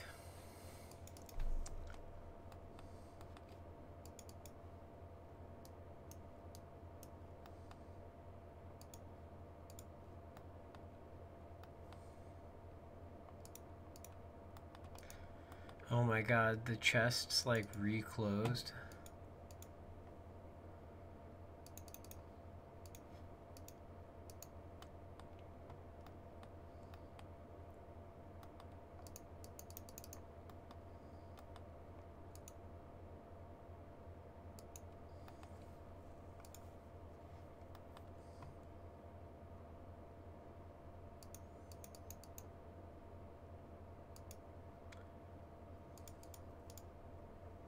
What the fuck?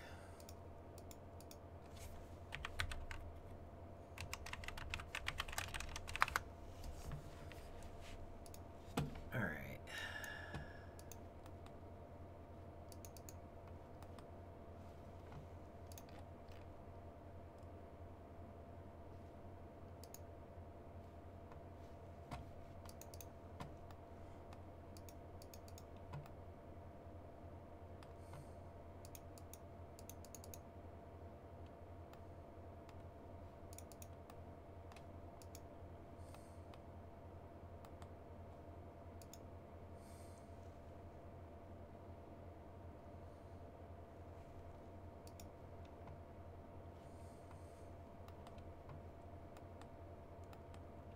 How close am I to my next chest? I already got that one. Alright.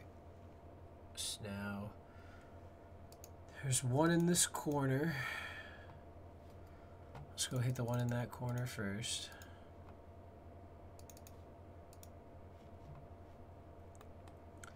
And then after that one in the corner, we go back down, and then we can hit the leftmost.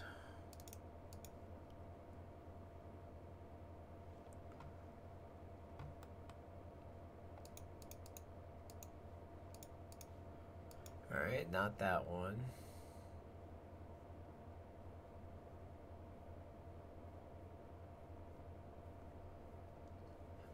Okay, so there's one down this way. Alright, let's see if it's down this way.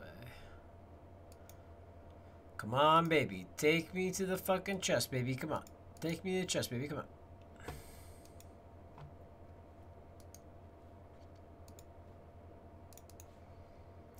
Nothing except spiders. Great.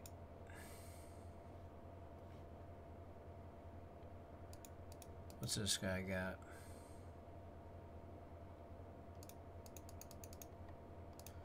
Nothing except spiders.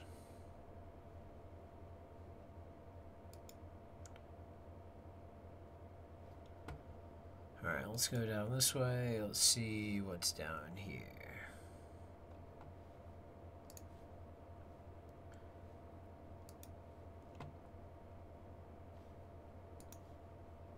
Okay.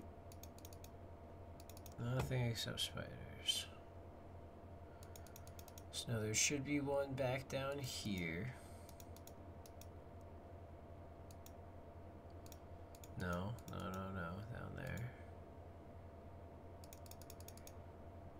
And then after this one, there's the two more, and then I've hit everything. Hey, there we go. Oh, hey, what? No. You get my inventory right now, mister.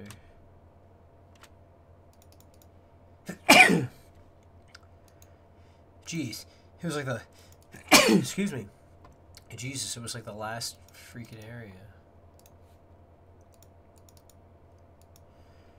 Alright, the sun is like right in my eyes now and it's making me sneeze, so I gotta fix that. First I gotta drink a potion. Invigorate and do this.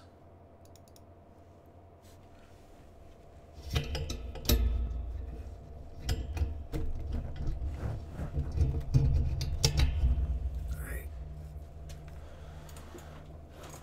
Much better. Okay. Fucking A, finally caught up. Alright. So that's why you will need to prod the sleeping guard and he will turn into a level 42 goblin guard. Attack it and kill it. Die, motherfucker, die, motherfucker, die.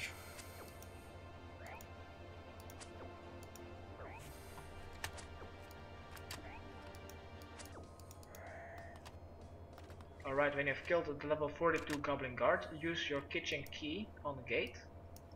And you've discarded the key. Open the kitchen gate, then go a bit south and inspect the goblin stove. Nice. Click to continue twice. Now get the fuck out of here. And you should find a lens mold. Then open the kitchen gate again. And return to the staircase by running east. Alright, now back up to the observatory.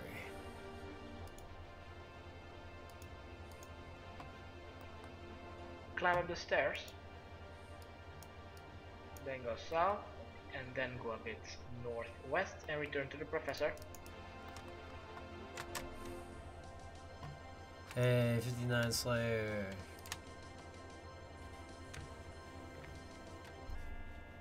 Enter the observatory building and talk to the professor.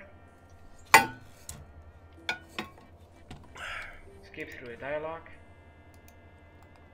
And he will hand over you the molten glass that you gave earlier. use that molten glass on the lens mold and you will get a observatory lens. Now give this to the professor.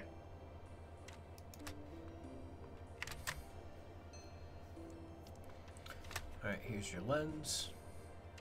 And the professor is now at the observatory. You will need to meet him there. Now you need to return to the ruins. So head back outside and go back east, back to the stairs.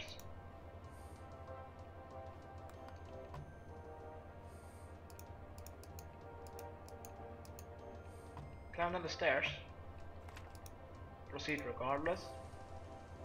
Then go back to the kitchen by running east and then follow this passageway.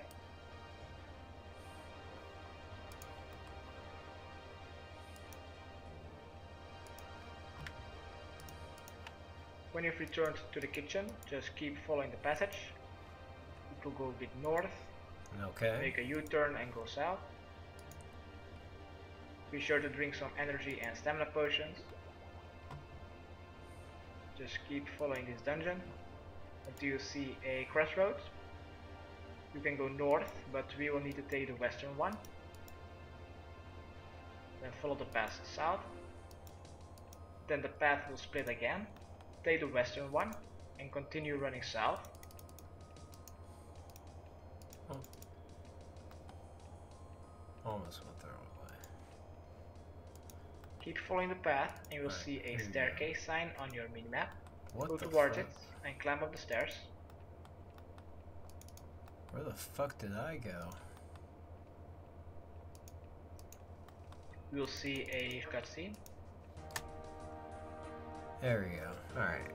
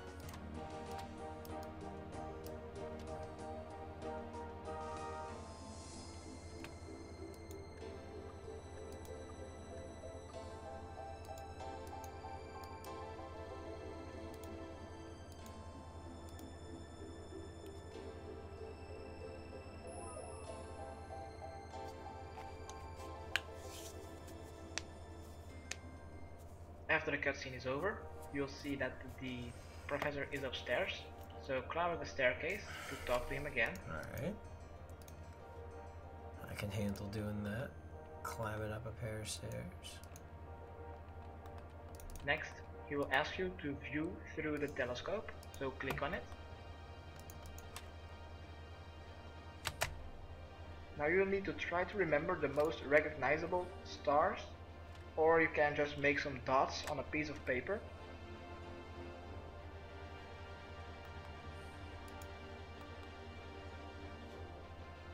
When you think you know how your star cluster looks like, exit and go back downstairs. Downstairs you'll find 4 star charts. Look at one of them. Then click on the names and try to find your own that you've looked through via the telescope. So just keep going through until you find them. When you think you found them, go back upstairs and talk to the professor.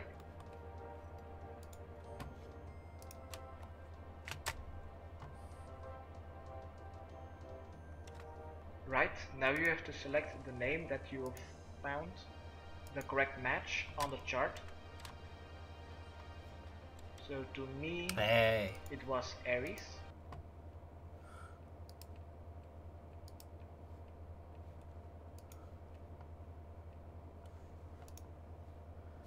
Hey.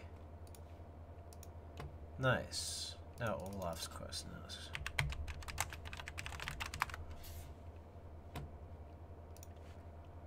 Nice. Pretty easy quest, it looks like.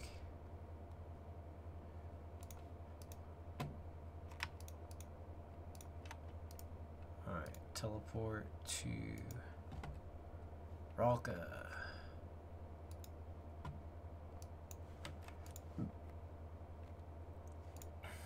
Let's run all the way up that.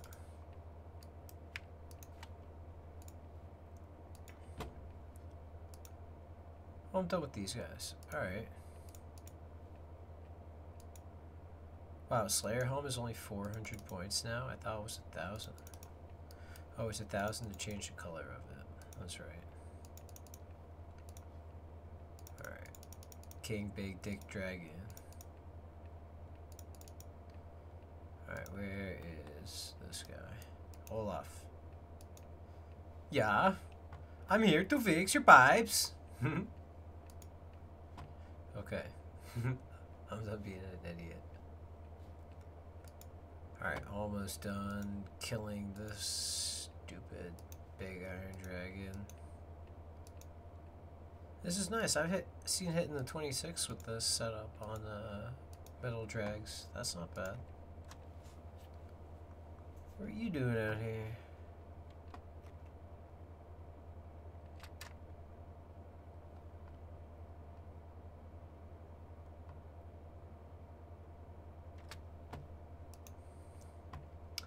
Hurry up and die already. Come on. Yes.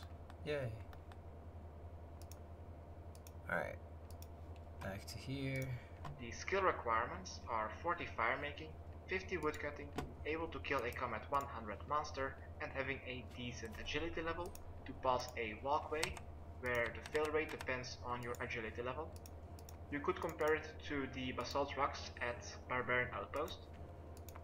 The items needed are any kind of axe that you can use, a spade, a tinderbox, some weight reducing armor, and a weapon and some food to kill that combat 100, and also another low level skeleton. To speed up the quest, I'm going to bring along one stamina potion of 4 doses. After the quest is completed, I've also brought a teleportation method out of here. And lastly, you should need approximately 9 to 10 empty inventory slots. Where to start this quest? Okay, I've got all those. I got my weapon. I just need to bring an axe.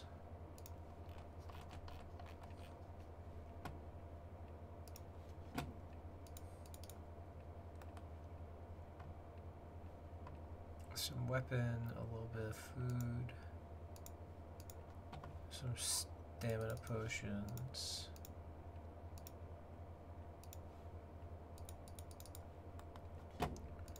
Need a spade, a tinderbox, spade,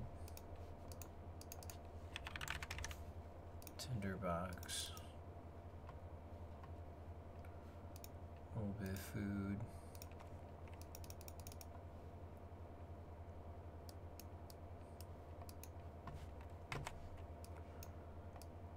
I forgot the combat stuff because I'm just gonna pray whatever.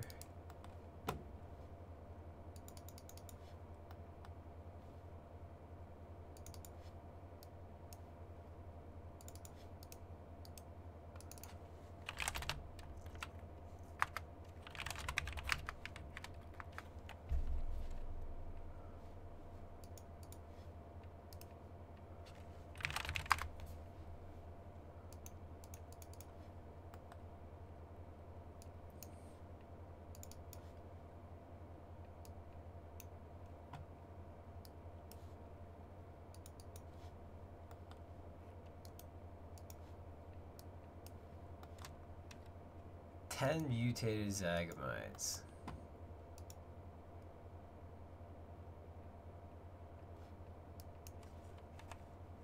That's so stupid.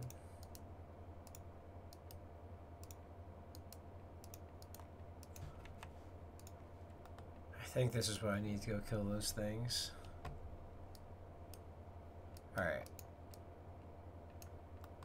Why is Zoidberg?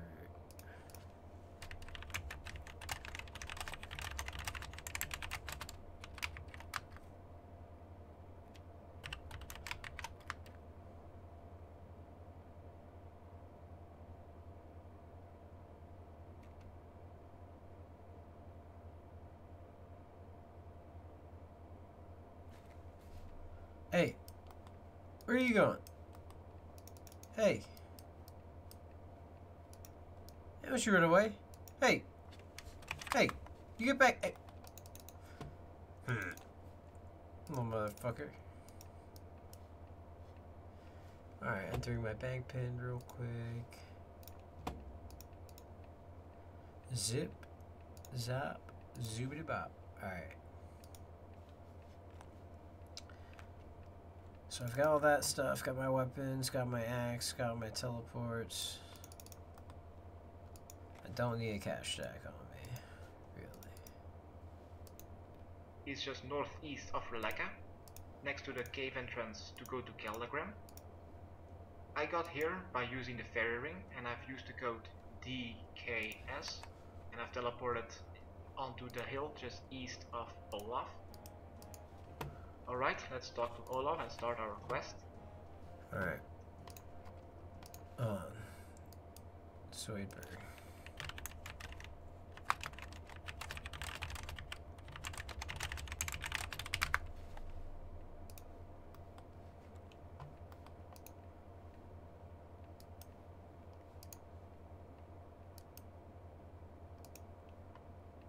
Where's DKS?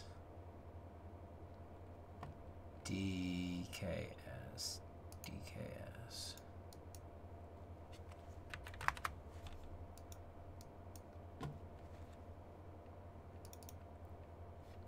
Alright. Time for your boy to get Arclight. So. Oh, I need to make it the dark light first, I think. Oh.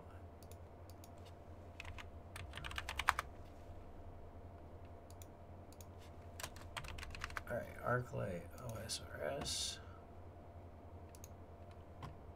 Dark light during Shadow of the Storm quest.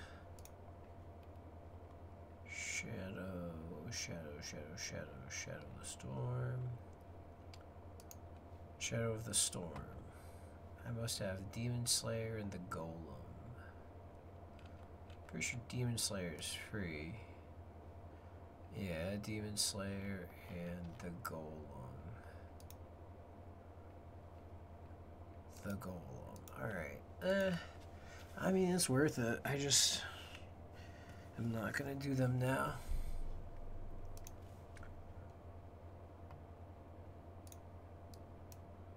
Alright, so I've got this stuff. Got this stuff. Let me take this stuff out. Mutated zygomites, fuck them. Alright, Snowy Keldagram area.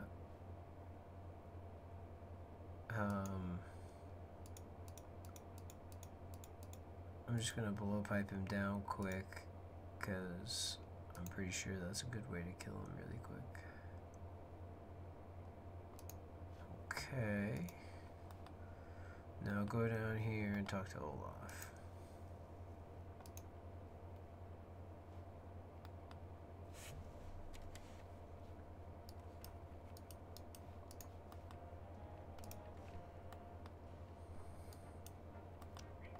Alright, select the first option. Okay, I will help you out. Alright, so where do I go to help him out? Here's the question. And you will need to gather some wood for him. Next, let's go east and go up the hill. Just go towards that transportation sign.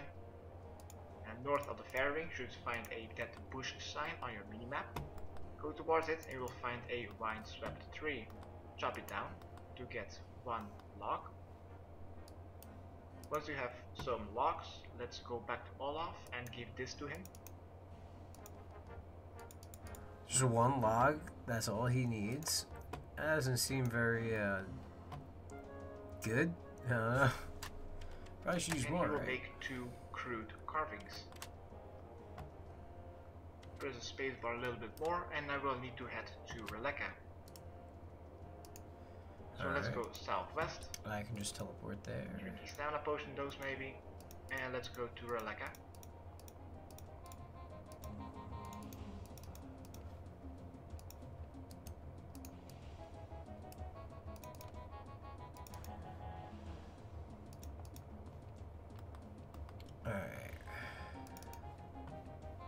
Now that we're in Relka, where to now?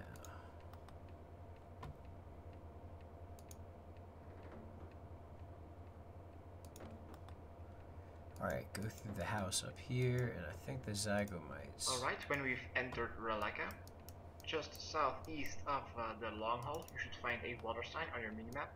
Near this well, we should find a woman called Ingrid. Try to look for her and talk to her.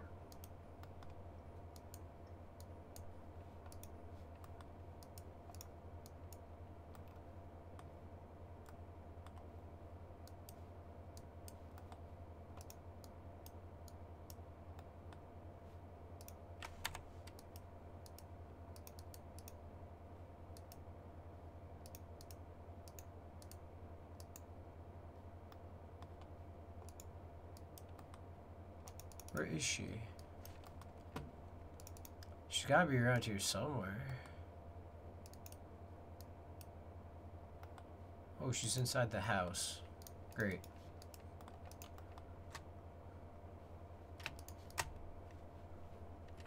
Just skip through the conversation and you will give her a crude carving for a loaf of bread. Do not eat it and go north. Huh. Now we'll need to go north of Do not this eat it. big building. So north of the building and just a little bit west of the Berserker Helm shop, we should find another NPC. Now we'll need to talk to Volv. To me, he was just located west of the helmet shop. Talk to him, skip through the conversation, and you will give the second crude carving for a cooked shark. Also, do not eat this. Next, we will need to return to Olaf. So let's exit Relaka once again and return to Olaf.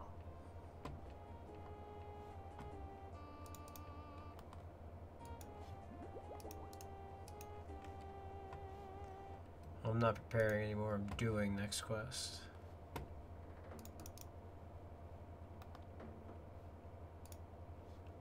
Oh, do I have to just go all the way around? Feels bad.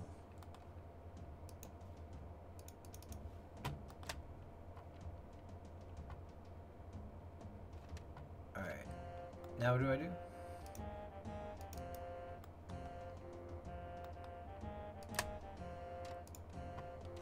There you go, friend. Alright, when you're returned, talk to him. Skip through the dialogue a little bit and he will give you some damp planks. Next to him, we should find some embers. Use the damp planks on the embers. And you will light it up. Click to continue and talk to him. Then select the first option. Alright, here I have some food. Now give me the map.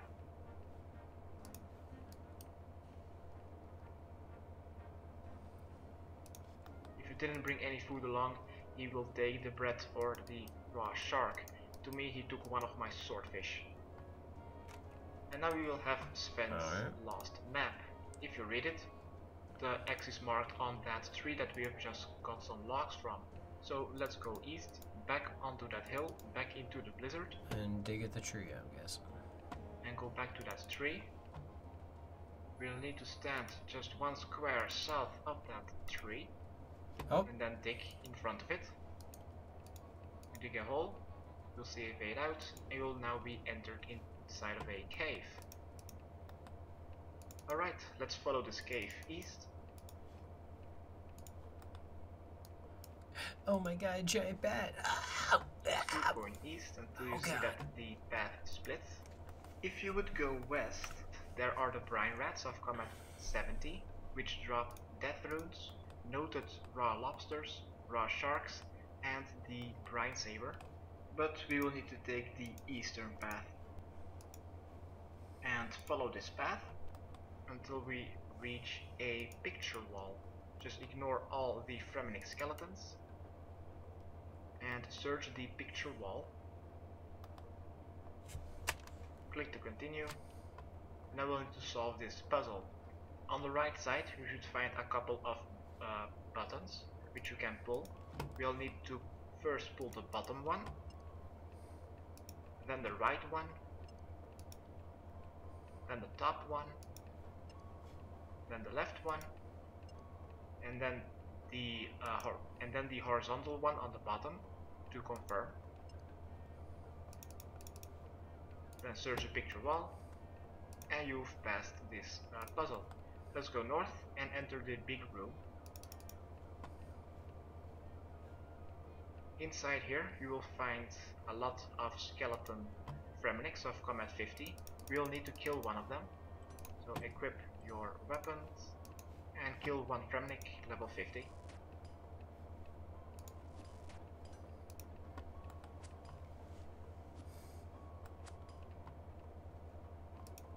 Alright, now what? Once you've killed one, it will drop a key. Pick it up. And now you will also find, next to the southern wall, 2 rotten barrels. Pick both of them up. When you have 2 rotten barrels, you'll also need to have some ropes. So let's grab some ropes. We will need to have 6 ropes.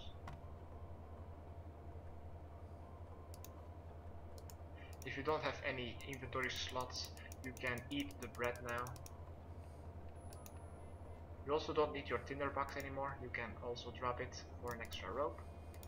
Alright, I got my 6 ropes, the key and the rotten barrel.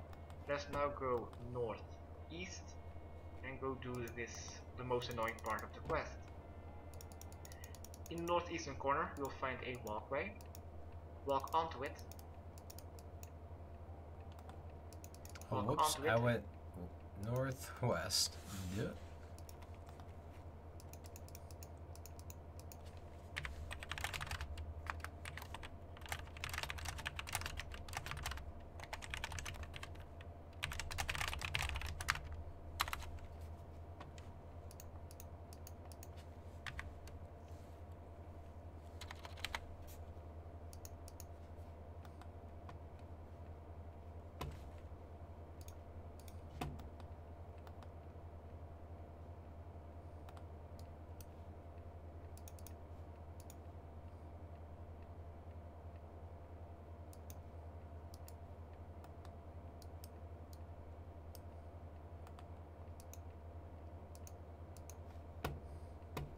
Until you can't go any further. Turn your camera south, might be a little bit easier, and you'll see that there is a gap on the walkway. Now you need to unequip your weapon and your shield, so I'm going to need to drop or eat some more food.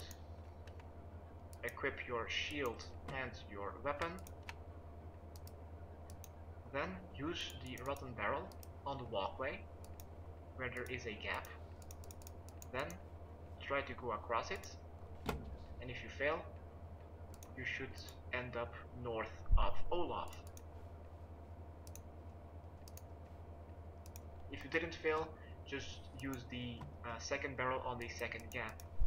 If you have failed, go all the way back. This completely depends on your agility level.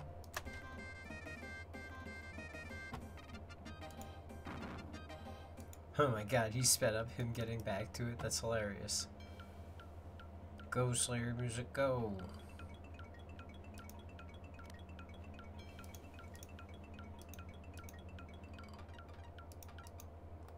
Alright, I have made it back and I've crossed my first put in place rotten barrel.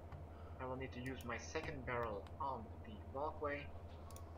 Hopefully I do not fail this barrel.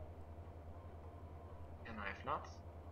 Alright, took me only 2 attempts. Next to you, you should now have found a gate. Try to open it. And you will now see a diagram with a key. Now you need to click on the shape that corresponds with the loop of your key. So my key has a star shape, so I will need to click on the star shaped key hole. And I have failed. Great. Let's go back and try again.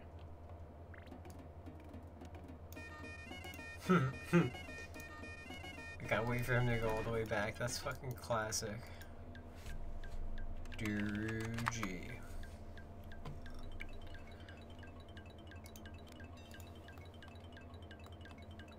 Okay, so apparently after you fail by unlocking the door, you will need to get another key.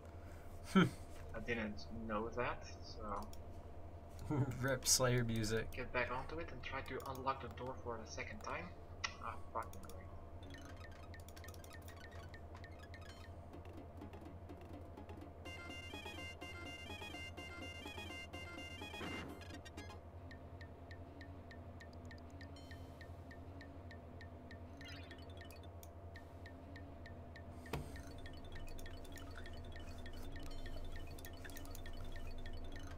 Oh my god, this is ridiculous that he fucking has to take that long.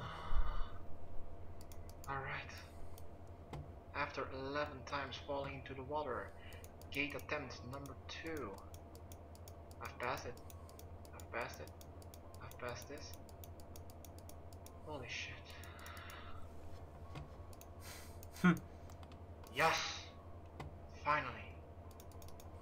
After passing the gate and walking across the entire walkway, let's go to the center of this room.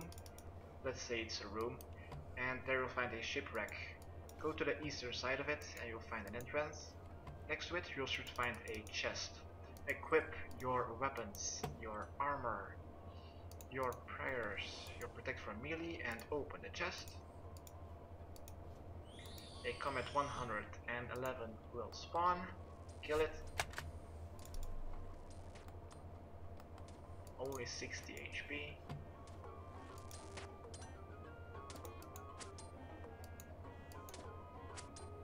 Hey.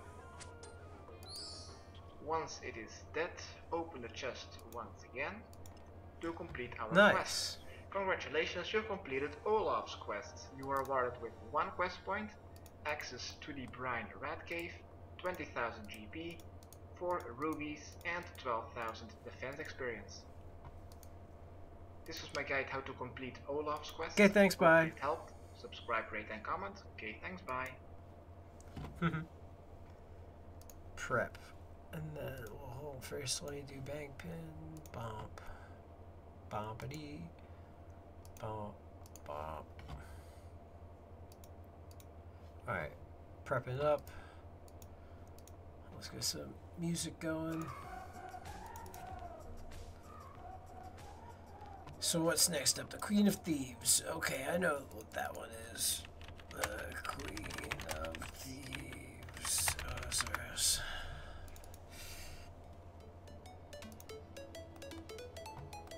Oh, Shazian House. Oops. Hi, and welcome to my guide how to complete.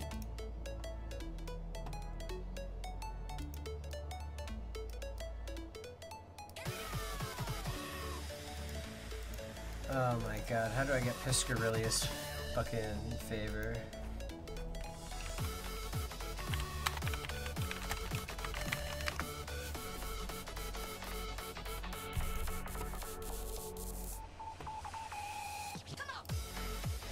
So you want to catch some anglerfish, do you? Well, you've come to the right place. Today, I'm going to show you how to get 100. There are 2 fishing. You need 9 iron nails and 3 planks. Also, recommend using those. We'll be repairing. Also note there are 2 fishing cranes right here where my mouse is, but I wouldn't recommend using those. To repair a fishing crane, you need 1 hammer, you need 9 iron nails, and 3 planks. Also note, you do accidentally bend a nail quite often, so you're probably going to need more nails than you think. If you start running low on nails, you can actually trade liens and buy some more. That shop only had 2, but if you just hop around worlds, you'll probably find more. Zaya just came out, so the price of iron nails in the GE is super expensive. Same goes with planks, so if you buy iron nails from the shop, you're going to save a ton of money. Also, I'm going to show you how to get a bunch of planks really fast, really cheap. So you're in desperate need of some planks, but you don't want to shell out a ton of cash in the GE for them. Well, Well, have I got a solution for you. Here we are at Port Khazard, and there are actually 2 planks lying on the ground. All you have to do is run on either side of this dead tree and pick them up. Alright. A little bit above that quest guide. Alright, so I need a hammer. Alright.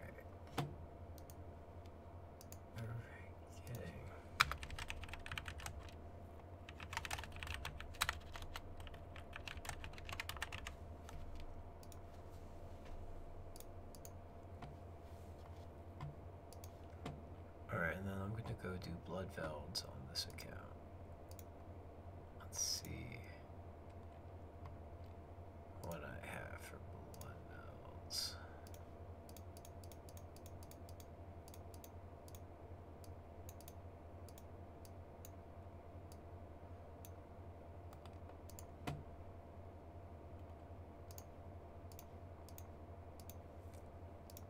Alright, let's see. I've got some of these. Some of these, one of those, 2 of those.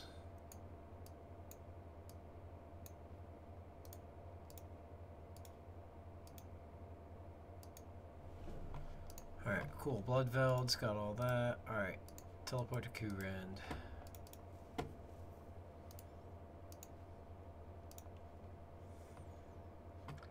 Alright, go to Kurand. Alright, and then this guy is going to Kurand as well.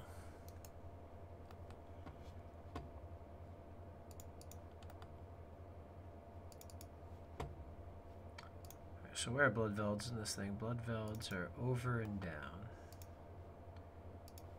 Over and down. Straight down, right?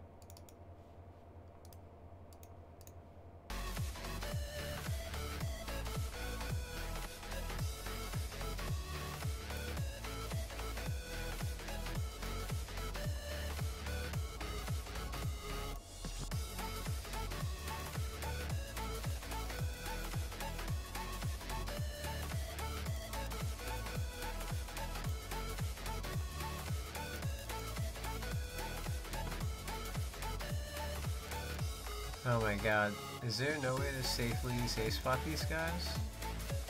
I really thought there was a way to safe spot them. There we go. I was gonna say, like...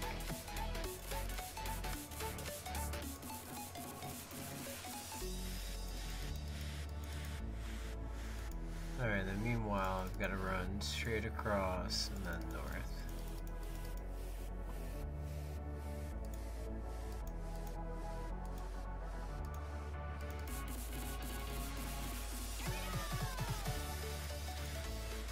Let's try 34. See if there's anyone here.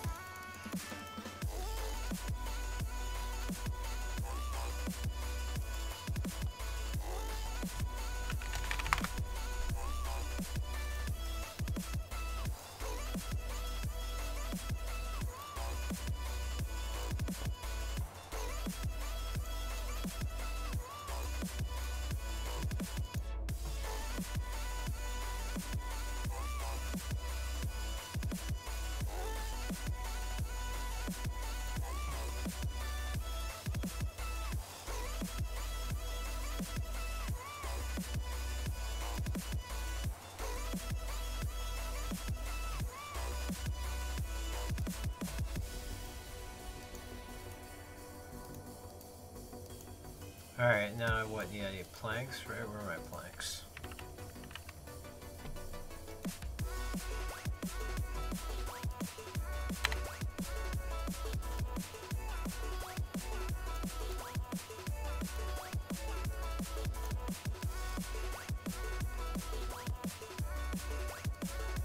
Alright, now I just gotta kill some of these.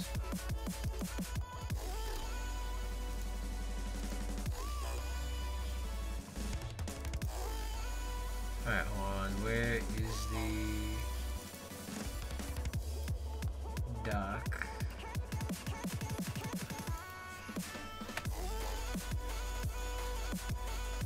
No, this is not what I want to do. I need to be what, down here?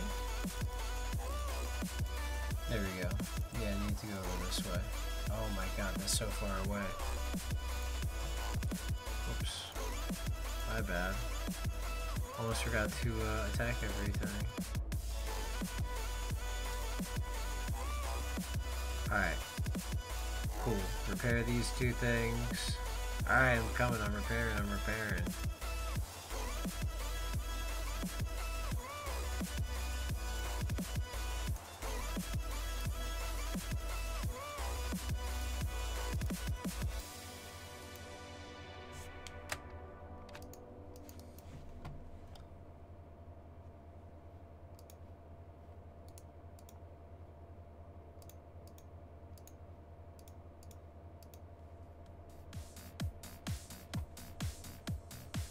Alright, so how long is this gonna take to get favor? Let's see.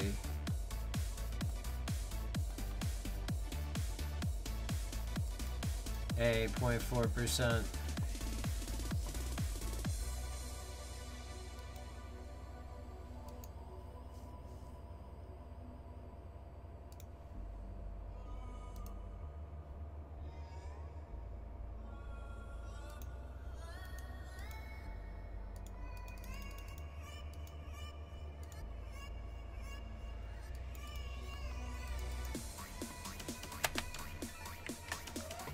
Sure, I fancy an exam.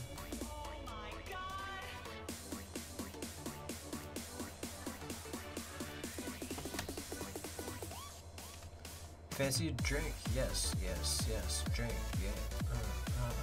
Fancy a drink. Fancy a drink. Fancy a drink.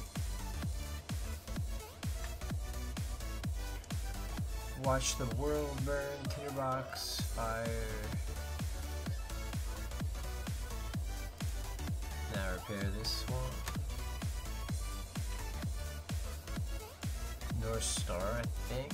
Right, she said. Yep. Nice.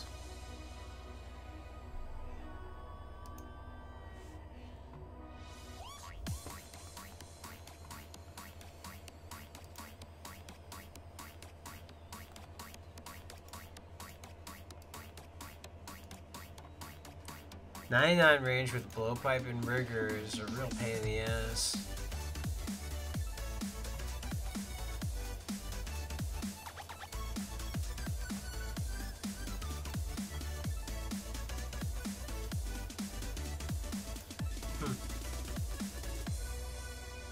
I'm getting a lot of fucking Slayer experience, let me tell you.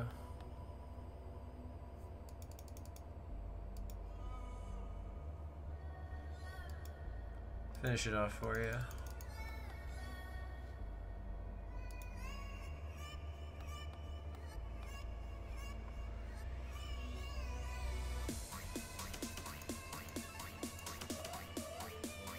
Fix this one.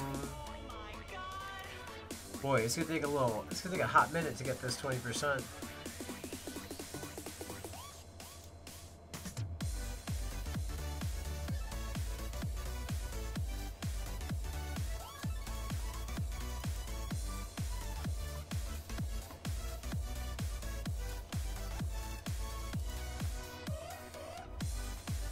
Alright, one of you two break. There we go.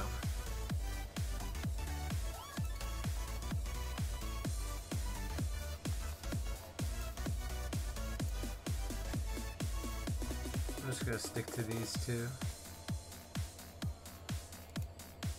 If these two really don't break, we'll go down to this one.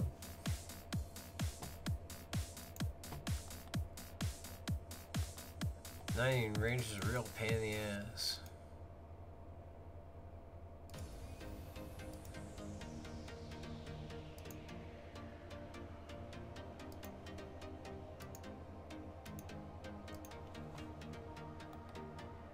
Who would have thought 99 range and rigor is a real pain in the ass?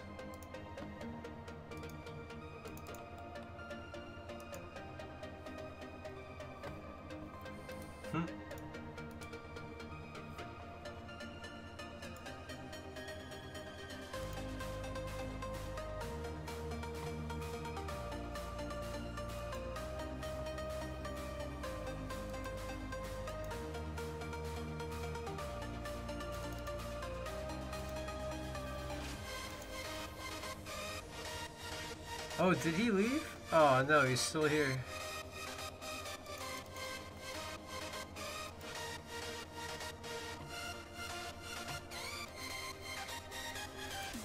Tank for me, bitch.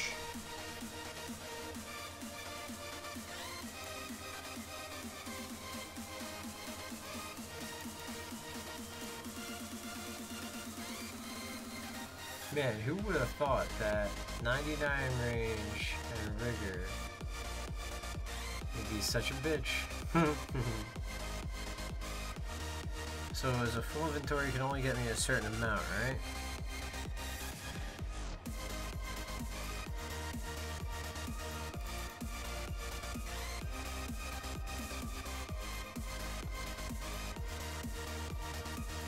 It's really fun that these guys are non-aggressive unless you attack them.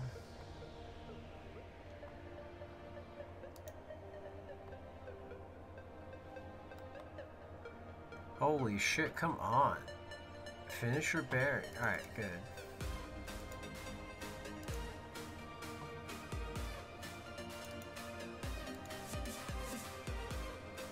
I'm like so curious if he's talking, but I'm not gonna take him off ignore.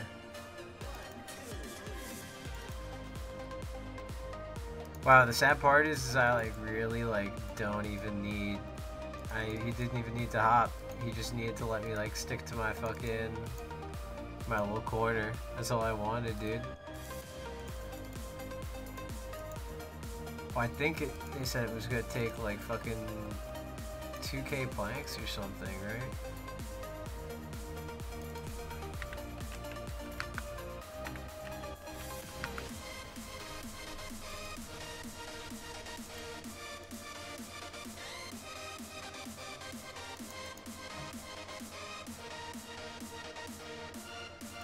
Start from the top, repair from the top down.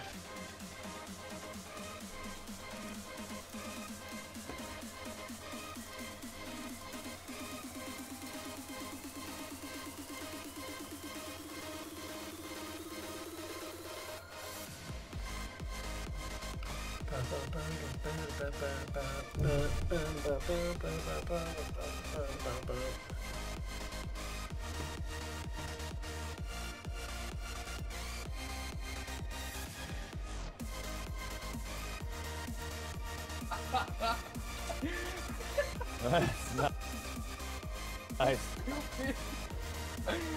Oh my. Alright, I can't watch Dr. Disrespect right now.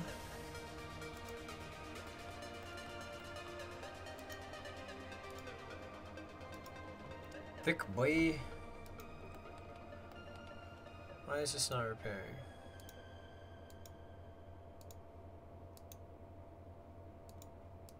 Show them what the weather is. Salty as shit.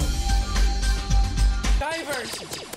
Big topic. Controversial. We want a workforce that is more diverse, so we don't discriminate against a group of people by discriminating against white people. Diversity. Recently, you may have heard YouTube is getting sued, or at least Google, for allegedly refusing to hire white and Asian men. Now, Google is no stranger to being sued. It happens a lot of times, and I'm not by any means trying to make this a bigger thing than it is. Well, actually, I am going to do that. A lot of times when I see these lawsuits, I sort of think, This is opportunistic, not a big deal, but I saw this headline and I found it very, very interesting. Just to run through the article very briefly, Google allegedly got sued for pressuring recruiters, the people hiring at the company, to only look for female, Black and Hispanic or Latinx applicants. They also claimed that Google implemented clear and irrefutable policies meant to exclude white and Asian men in an attempt to increase the company's overall diversity, which then led to this recruiter being fired in November 2017. Google responded saying, "We have a clear policy to hire candidates based on their merit, not their identity." The problem with diversity is you're walking a thin line.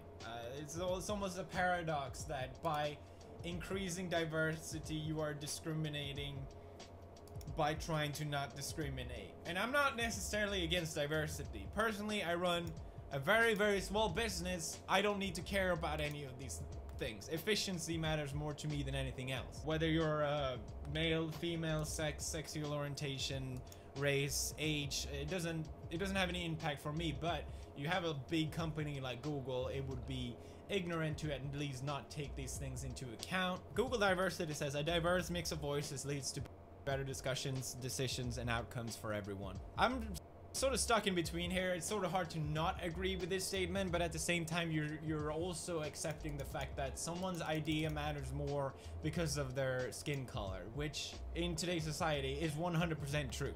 The reason why I find this article and lawsuit so interesting is because there's been so much pressure on companies to have more diversity, to have more, especially in Hollywood with all the movies and all that stuff. And it's a shameful act to just be all white male in a meeting and stuff like that. But when I see this article, I feel like this marks a moment where we finally hit the other end of the spectrum, where we're actually discriminating in an attempt to not discriminate. It's sort of we reached the other side of the fence, and I'm curious to see if this is the breaking of the bubble that's finally happening. I think there's an issue with a lot of good ideas that get clouded by the fact that you have to appear good instead of doing good. Imagine having to question your ability in the workforce based on your skin color. At least having to doubt it now when these sort of things comes out, that people potentially hired you because of increasing of diversity and fitting a quota, rather than hiring you because you're the right person for the job. To me, that seems racist, and that's why I think we come across the circle. And maybe now we can actually talk about these ideas and discuss them in a level-headed manner instead of just yelling racist at each other. But then again, who am I? How I got a job at BuzzFeed: by walking through the door. There's also this Onion article that recently came out. New workplace diversity initiative kills one white employee every hour on the hour until more minority candidates hired. How progressive. Makes me really happy to see. That was it for this week's Pew News. Pew, I love Pew News. I learned so much. Buy the mugs, guys, and you can become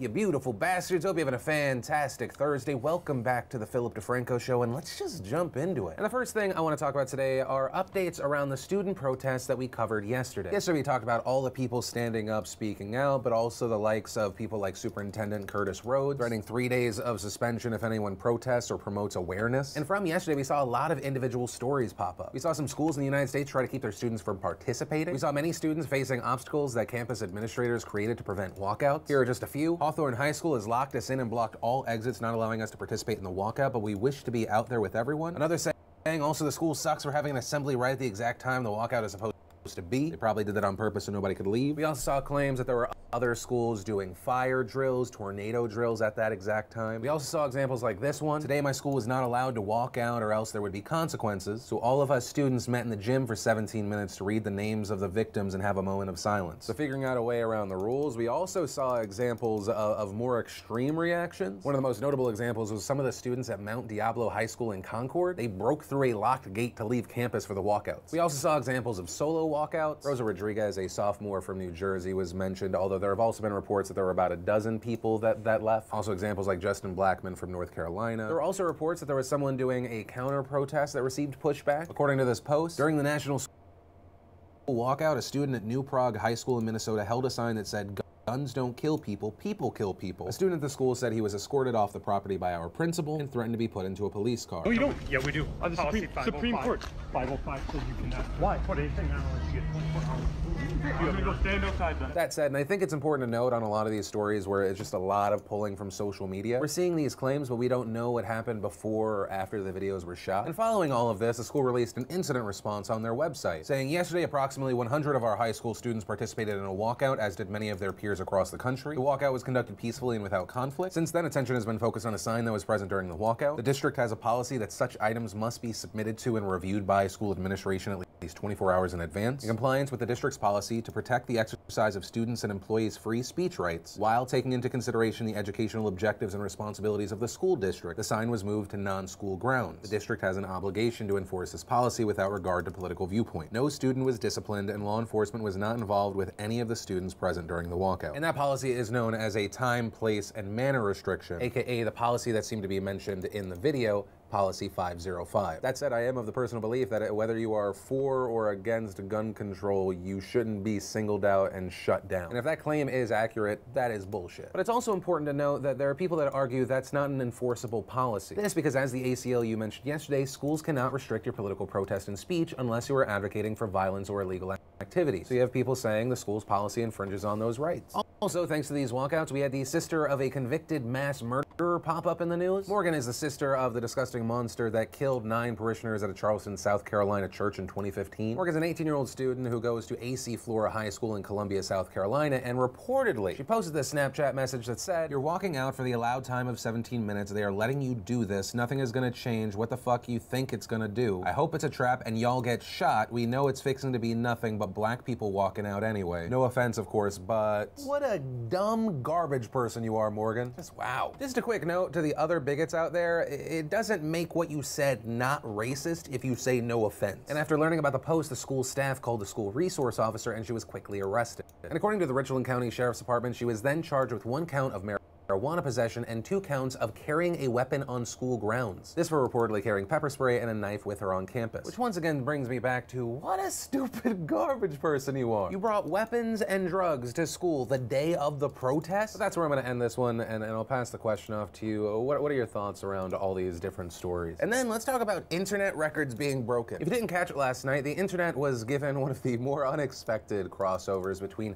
Tyler Blevins, aka Ninja, fantastic Twitch streamer, and Drake. Yes, really. And over the course of the entire stream, we saw Kim.com roll through. He was then later replaced by Travis Scott and Juju Smith-Schuster, who joined the squad. And the stream completely destroyed the Twitch single-player stream record. I feel like we just talked about it a month ago. It was around 388,000 concurrents. This stream had around 630,000 concurrent viewers at its peak. There are also reports coming out that Ninja gained over 90,000 subscribers during the stream. Also, if you're not familiar with Twitch, a subscriber there is different than a follower. There is money associated with subscribers. And for me personally, my general reaction is I'm really happy to see this. One, I think it's good for online creators in general, obviously very specifically streamers here, to be taken more seriously. I mean, the numbers just speak for themselves at this point. You have to have your head pretty deep down in the sand to ignore that. Also, based off of everything I've seen from Ninja, and I've only become aware of him over the past 3 weeks, it seems that the gaming community, or at least the streaming community,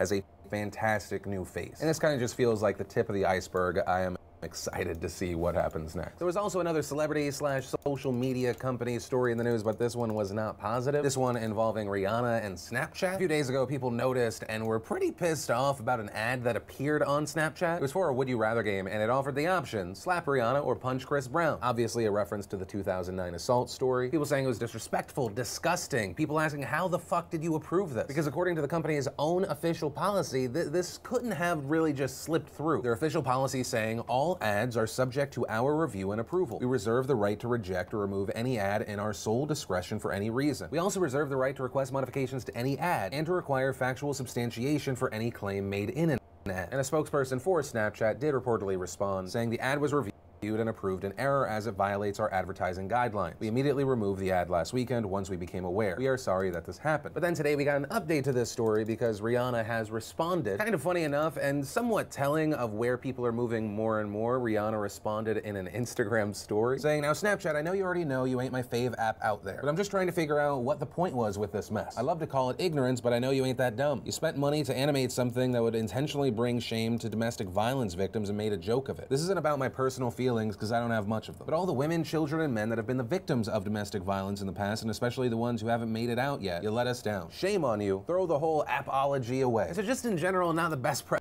for Snapchat right now. Of course, is still reeling from their last stock drop. And also, as I'm recording this story, their stock is down 4% today. But we'll see what happens, and I'll pass the question off to you. If you use Instagram or Snapchat, which one do you find yourself using more? But from that, I want to share some stuff I love today, and today in Awesome brought to you by Postmates. Postmates, of course, a fantastic delivery on-demand app. You want something from the store, a restaurant, boom, open up the app. They will deliver it to your house, your work, your wherever. Sometimes I'll order myself some dinner from a place I don't want to have to wait through the line, and other times, if I'm going somewhere, I'll pre-order drinks on the app, have them delivered there, so I don't have to stop on the way. I like my time. But however you want to test the app, if you do want to test it like many from the nation already have, go to postofranco.com, download the app, and then make sure you enter promo code PhillyD. They will give you $100 in free delivery credit. And the first bit of awesome is if you're someone that when you finish the Philip DeFranco show, you're like, I need a little extra D. Yesterday I actually gave you some. I gave you a bonus video on the second channel. If you don't know about that one, I highly recommend you subscribe to it. Sometimes I fill out a story for that day's Philip DeFranco show, but it's either too long in that it's going to make the show too long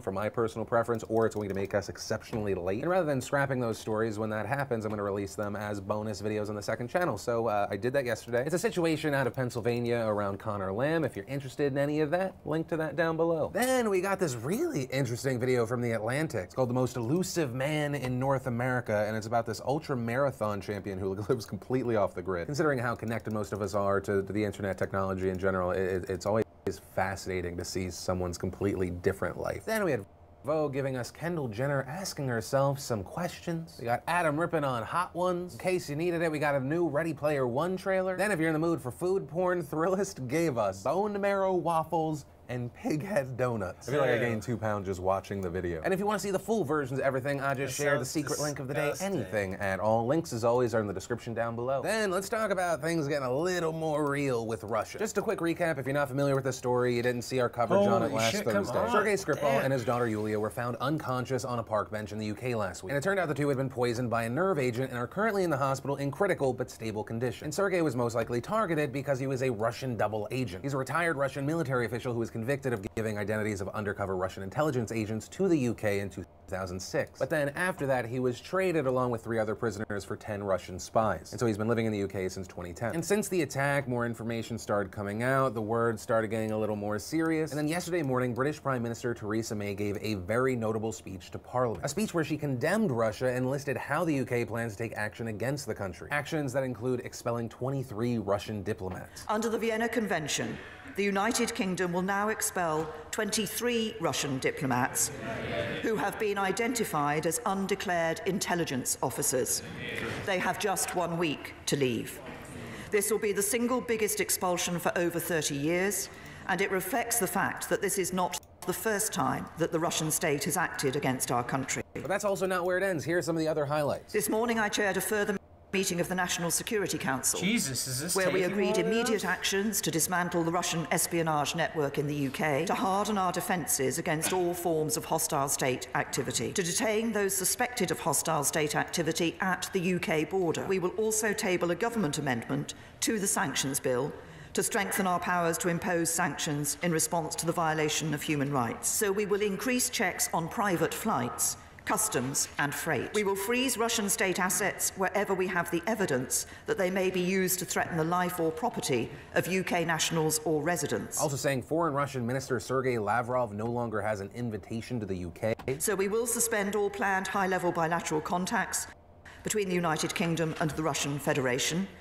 This includes revoking the invitation to Foreign Minister Lavrov to pay a reciprocal visit to the UK. Also adding that the UK will not be sending an official representative to the World Cup this year, which is of course in Russia. And unsurprisingly, this did not make the Russians happy. The Russian embassy to the United Kingdom releasing a statement saying on 14 of March, Russian ambassador Alexander Yakovenko was summoned to the Foreign and Commonwealth Office where he was informed that 23 diplomats were declared persona non grata. We consider this hostile action as totally unacceptable, unjustified, and short-sighted. All the responsibility for the deterioration of the Russia-UK relationship lies with the current political leadership of Britain. Now the thing is, around Theresa May's speech, it wasn't shocking that she gave it. There's a very specific reason as to why May did all of this yesterday. The UK had actually given Russia a 24-hour deadline to explain last week's attack. And Tuesday at midnight, Russia missed that deadline. And part of the reason the deadline was there in the first place, I mean, there had already been understandable suspicions that Russia was behind this. But on Monday, when the deadline was announced, May also revealed that the nerve agent used to poison the double agent was something called Novichok. And it's that specific nerve agent that's one of the reasons many in the UK firmly state that Russia was behind the attack. Novichok is a very rare and deadly chemical that was developed in secret in the Soviet Union in the 1980s. And so because the UK feels so confident that it was this specific nerve agent, and thus it makes it most likely that it had to be Russia, that is why we also saw Theresa May yesterday saying Russia still needs to explain either why, one, they deliberately used this, or two, how they could have possibly lost track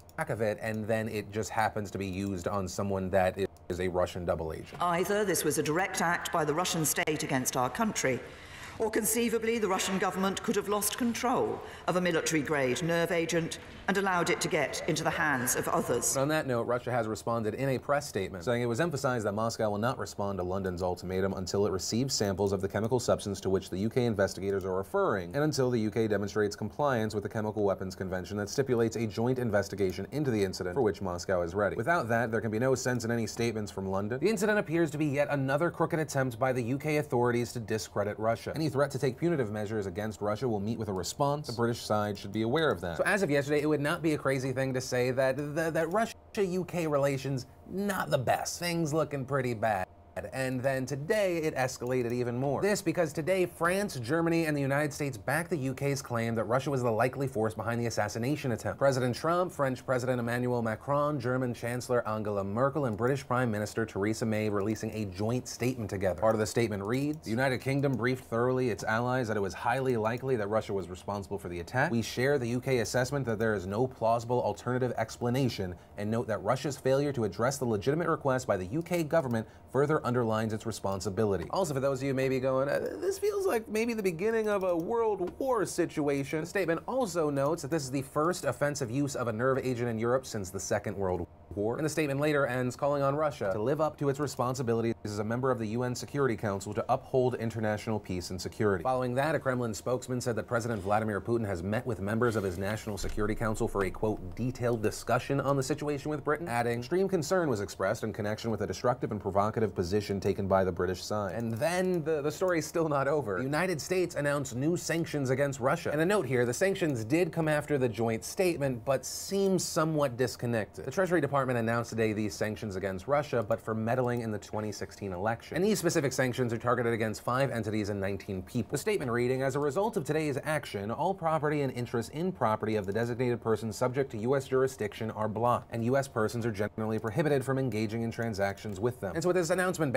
basically is that they're freezing the assets of Russian agents that are in U.S. dollars, and they are blocking U.S. citizens from engaging in any business with them. One of the 5 entities sanctioned is the Internet Research Agency, or the IRA. That might sound familiar because the IRA is basically a group of Russian cyber trolls that pretended to be Americans online and attempted to influence the 2016 election. The IRA was also indicted by a grand jury last month as part of Special Counsel Robert Mueller's investigation. And in fact, 13 of the 19 individuals named in the sanctions have been indicted by Robert Mueller's special counsel already. Treasury Secretary Steven Mnuchin also speaking on this, saying the administration is confronting and countering malign Russian cyber activity, including their attempted interference in U.S. elections, destructive cyber attacks, and intrusions targeting critical infrastructure. These targeted sanctions are part of a broader effort to address the ongoing nefarious attacks emanating from Russia. Treasury intends to impose additional CAA TSA sanction, informed by our intelligence community to hold Russian government officials and oligarchs accountable for their destabilizing activities by severing their access to the U.S. financial system. Also, the Treasury Department saying that Russia was also targeting nuclear, commercial facilities, water, aviation, and critical manufacturing sectors. And a spokesman from the Kremlin responded saying that these accusations of Russian meddling absolutely unsubstantiated. And so that's where we are as of right now. It will be very interesting to see what happens next. In general, Russia seems to be using the shaggy defense. It wasn't me. Not only do we have the UK making these accusations, we now have other world powers, other allies joining in. The United States then issuing sanctions, making accusations of its own. So it's going to be very interesting to see who moves next. Of course, when that happens, I'll make sure we cover it. But that said, I do want to pass the question off to you. What's your opinion on this whole situation? Do you think we're going to see further escalation? Is the situation going to calm down as far as the United States is concerned? Do you feel like Trump will also push? Or do you think maybe he's going to pull back a little bit, use more vague terms, say it could really have been anyone? I'd love to know your thoughts here. And that's where I'm going to end today's show. And remember, if you liked this video, you like what I try and do,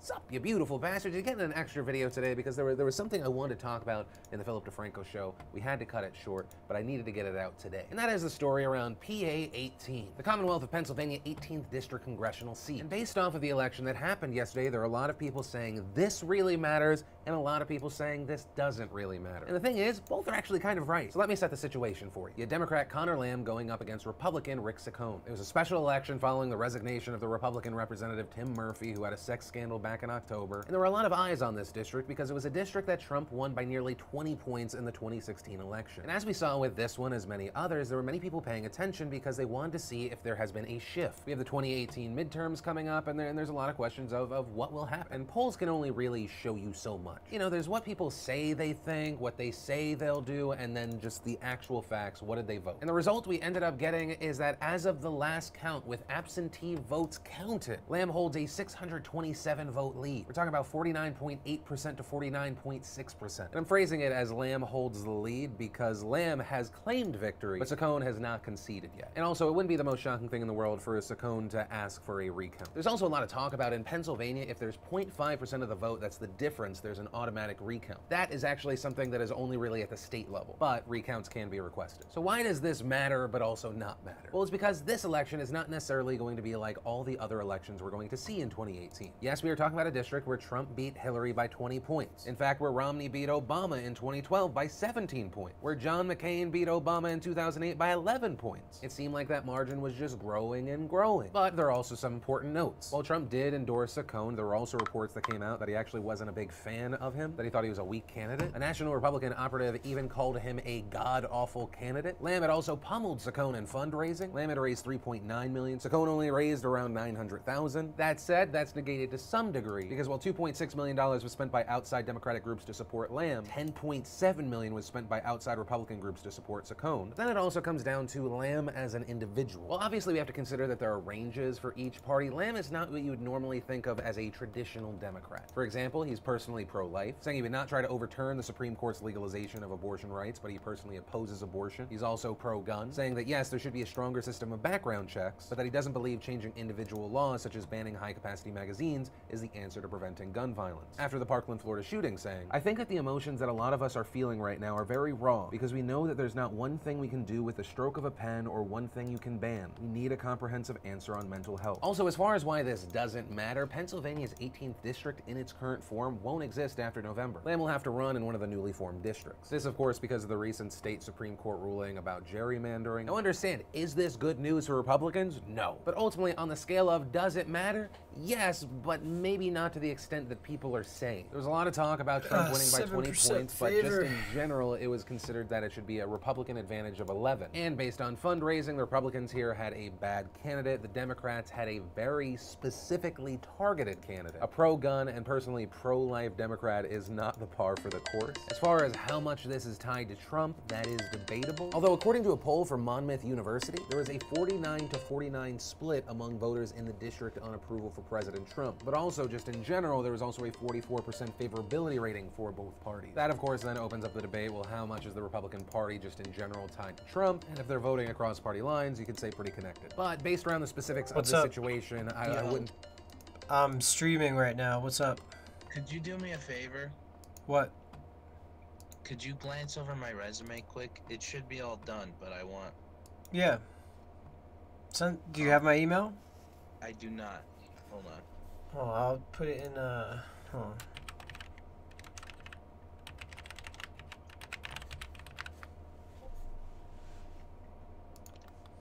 Ooh, I could even attach you.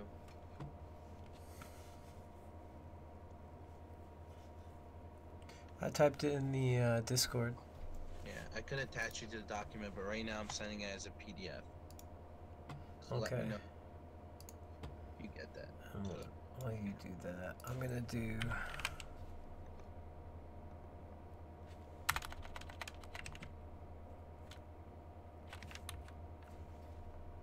Alright. So I'm not sure if this is... Hold on, I'm gonna send you...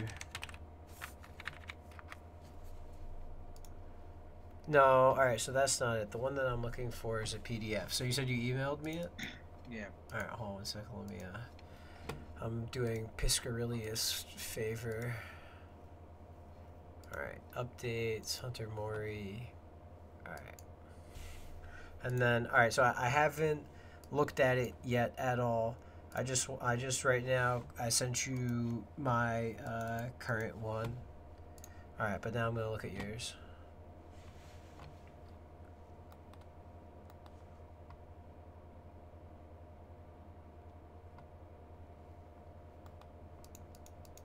So I guess my first question is you, but you'll change your objective for, like, wherever you're applying? Because the one that I have has the, Exactly. Bank of Green Party thing. Yeah. So this is for the Bank of Green County. It's for tomorrow, so I'm just trying to... Oh, so are you gonna go, like, are you, like, got another performance review at the bank tomorrow or something? Tomorrow I have a meeting with HR, but tomorrow's the last day to hand in your resume for the management program. Okay, alright. Alright, just give me a hot second to read through all this. My screen has a weird, like, tint to it from a program I use. So is your resume have green stuff in it, or am I just seeing stuff? Wait, does it still show green highlighting?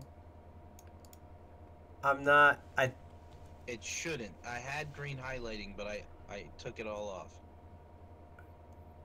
I don't know if it's my screen's, like, weird color gradient, or if it's... Because it looks like objective is green, education is green, experience is green, but the rest of it's black. Oh, so that shouldn't be green. I took the tints off. I don't know. I honestly think it's just my screen. Hold on, let me see if I can... Hold on. Let me click back into it and send it to you. And then you let me know. Alright, yeah, so I turned off the shit on my screen, and it's definitely still green. Okay, so I'm emailing you it now. Emailing it to you again. Alright, take your time. I'm literally fucking this stupid Piscarilius favor shit takes forever. Alright, just sent it to you again. Alright, word. How are you doing?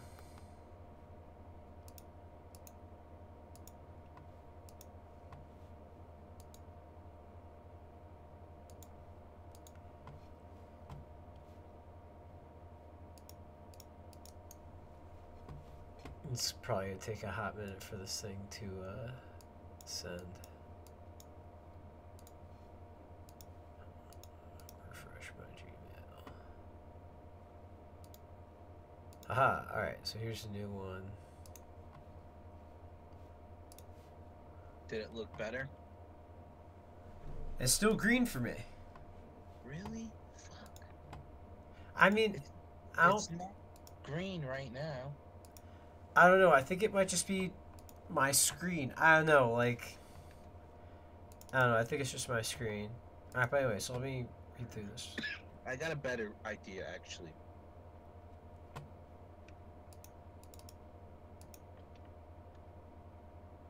Alright, I'm gonna send it. I'm gonna add you to it so you can go on to Google Docs. So even if you have something you want to change, we can change it right now. Alright. So I added you, so you have to sign into the Google. Alright, word. When I get the link in, I'll let you know. Alright, go back to this fucking bank, pick up a bunch of these fucking planks. Holy shit, I just want this fucking quest to be over I think you with. actually have to sign into Google and go to Google Docs. I use Google everything, so I'm already signed in to all that stuff. Here it is. Alright, invitation, open in docs. Alright, swag. Should be no green. No, you see, okay, so look at the bottom. So when you click objective and you click so when you click objective and then you click the black A with the text color, if you look, it's all the way down. It's not black, it's just like a very dark, like earthy, like green. So like it looks black, but that's why it was like, I kept thinking it was slightly. My screen is showing, oh, so how? Yeah, so you just click it, so you just highlight it and then just click it black. Alright, I'm just gonna highlight everything black. Yeah.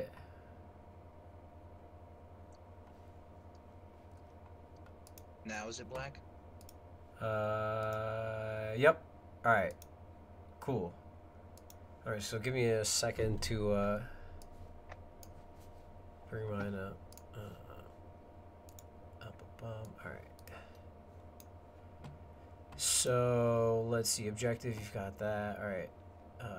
Experience. Alfred University, Catskill Mountain.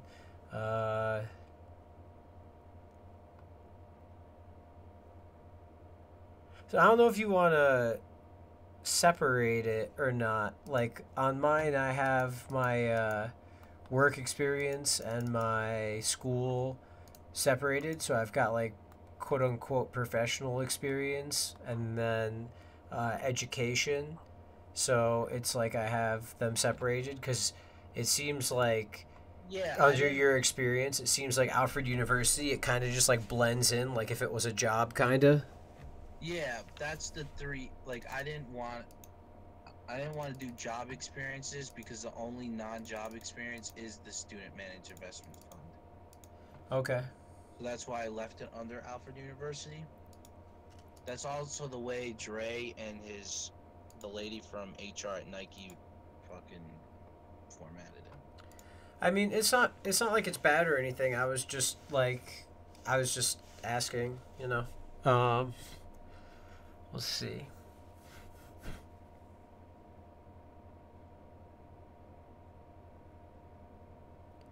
And you want it to it's better if it fits one page? Yeah. All right. Well, I mean, I think it's good then if you like want to fit one page and you're like applying for the bank, like it's a good like targeted resume for sure. But I think if you want like a general like apply to other jobs one, I think like you could switch it up a little bit.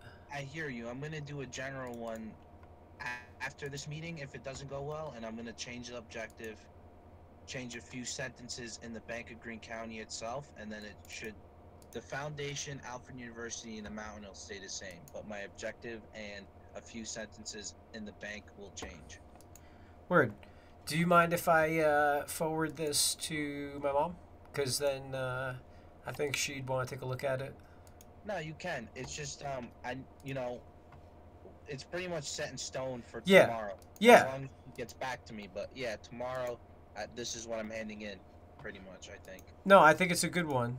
Like, and I was just like, I was gonna give it to my mom more for like the general application like aspect of it. Yeah. But yeah, word. No, I think it's a good one. I think for tomorrow, I think it'll be interesting to see what happens at the bank because I'm like curious to see what they're gonna do to you, and I hope they don't give you the shaft. Well, I mean, probably nothing's gonna happen. It's not like they're making any decisions. They just want like resumes and like shit. But I mean, I hope that they actually fucking make waves with this management program. Me too. I mean, that's what I was hired for, though. That's what pisses me off. That's what I was hired in the, I was hired thinking you'd be like in it, like while you were doing like teller work or whatever, you'd also be learning some management stuff. exactly. But who's even your manager there? Kathy, she's the branch manager, but I was hired by the CEO and the manager of the managers. That's who hired me. And she hasn't like done anything to like teach you any of like the ropes or anything like that. No, Like, I'm not in the program. I was hired to be a teller and move up until the program was available, which is now available. well, I mean, I guess we'll see what happens then, because I don't know if like you'll see your boss again, and you don't want to seem too, like you don't want to get like aggravated or like pushy. You got to handle it like delicately. But if you see them again, while you're through this process, it's like well, all right, it's time. I've put in my work as the teller. Let's see what happens. And if they don't like do anything, just be like, hey, you told me to wait for this. I've been working as a teller for like 10 months now, like 11 months or something. Pretty sure it's more than that by now. 10 months, yeah. And then it's like, so what's the plan? Because I'm not trying to, I'm sorry, like I like you guys, but this is not, because I mean it's because you have to be like delicate about it, but it's also it's not like it's a good thing. Associates, like I have a bachelor's. Yeah, like it's not rude to be like call someone out, on lying because, or at least maybe or miscommunicating or something or trying to like figure it out, and if they get offended, then it's like, well, why are you getting offended? Because you shouldn't have like done anything wrong or whatever unless you knowingly, are trying to abuse me for money or something. Yeah. Because I mean, I don't think there should be nothing wrong with like these guys if you see them again in the context of this program, just being like, hey, sent in my resume, I'm here, I'm doing the management program and stuff, just want to make sure, you're on the same page as me or whatever. And then, hopefully they'll give you something like, yeah, good for making it in the program, however many this much, do this, and then, we'll see you in like, however, a month or 2 months or whatever. I don't know. Like, because once you're in the management program, you'll be doing a lot of shit. Yeah. Like, you'll be, like, doing a lot of, like, homework type shit. Yeah. You're going to have to, like, do a lot of, like... No, the management program is literally going to each department for a set amount of time. But, like, it doesn't even feel like it's... My meeting with Don was postponed twice, so I don't even feel like I'm talking to him anymore. Now it's like up to HR. That's why I'm meeting with HR tomorrow to talk about my future with the bank. But the resume for the management program is also due tomorrow. Just so happened to be. Yeah, they just so happen to be the same day. Yeah. And like, I mean, I wouldn't, if I were you, I wouldn't be, like, texting him. But, like, do you have his, like, number or anything, Like, is there a way for you to get... I do. I was going to ask him if I should put in my resume for the management program. I mean, I would, like, talk to HR and stuff. And then kind of, when you talk with HR, just kind of stone-faced. Don't really talk about anything. If they try and ask you any questions or do whatever, just be, like... really like reserved and stuff and just see how it goes, because afterwards hit up the boss guy and be like, hey, just want you to know I today was the management program stuff, I gave him my resume, I gave all this stuff, I got a vibe from HR that and then tell him about like how it went, if it was good or if it was bad, if it was good, just be like, they seem like they agreed with you and with me on the management. I'm hoping I get a chance to, like, work better or something. And then if not, say, hey, just got done talking with HR. We seem not to be on the same page or something. When I talked with you about joining, I talked about wanting to move up in the company and future, future opportunities and stuff. And after talking with HR today, I just didn't, get the same kind of vibe or, something along those lines. Because you shouldn't, like, if he's as cool of a guy as he was when you, like, got the job and stuff, it shouldn't be a problem to professionally, come up and ask, questions. It's not Yeah, like you're trying to be offensive or anything. I know, but Luke, the Yeah. thing is, he makes the decision who goes into the management program, essentially. Well, can you talk to the below manager and get like a vibe from him instead? No, because like the thing is, like, he hired me personally, and I was dealing with him personally. But then he moved my meeting twice, so now he pretty much delegated me to the HR. It seems like. Now it's like where there's no longer that like he's checking up on me. Now it's like I don't know. No, So tomorrow, anyone can put in their resume for the management program. So I'm putting in my resume. All right. Tomorrow I'm meeting with HR because I've been pissed lately because my meetings were pushed back. So my manager must have told her, like, Hunter's, he's not happy. So that's why she's meeting with me to talk about my future at the bank because I haven't been happy at the bank. And I'm going to tell her that, pretty much, I've been a teller. I understand my meetings were pushed back, but, I was told essentially to be a teller for 6 months, and it's been 10 months. And I was told I was hired hired to later on be in the management program. So Yeah. that's kind of what I'm going to talk to her about. Just being that, I'm kind of feel like they don't think I've outgrown the teller position, but I feel like I've outgrown the teller position. And I feel that I'm done with being at my bank personally because I know all of these customers and they're always asking me, like, did you move up yet? Oh, you're a teller now? That doesn't, I don't like being reminded like shit like that. Yeah, and then like our bank has been crazy understaffed, so they're not even going to move me into the management program because they can't even lose a teller. I'm the only teller, technically the only teller in the bank right now. And it's annoying, and that's what's also been making me frustrated because we've only been operating with 3 people a day because of days off.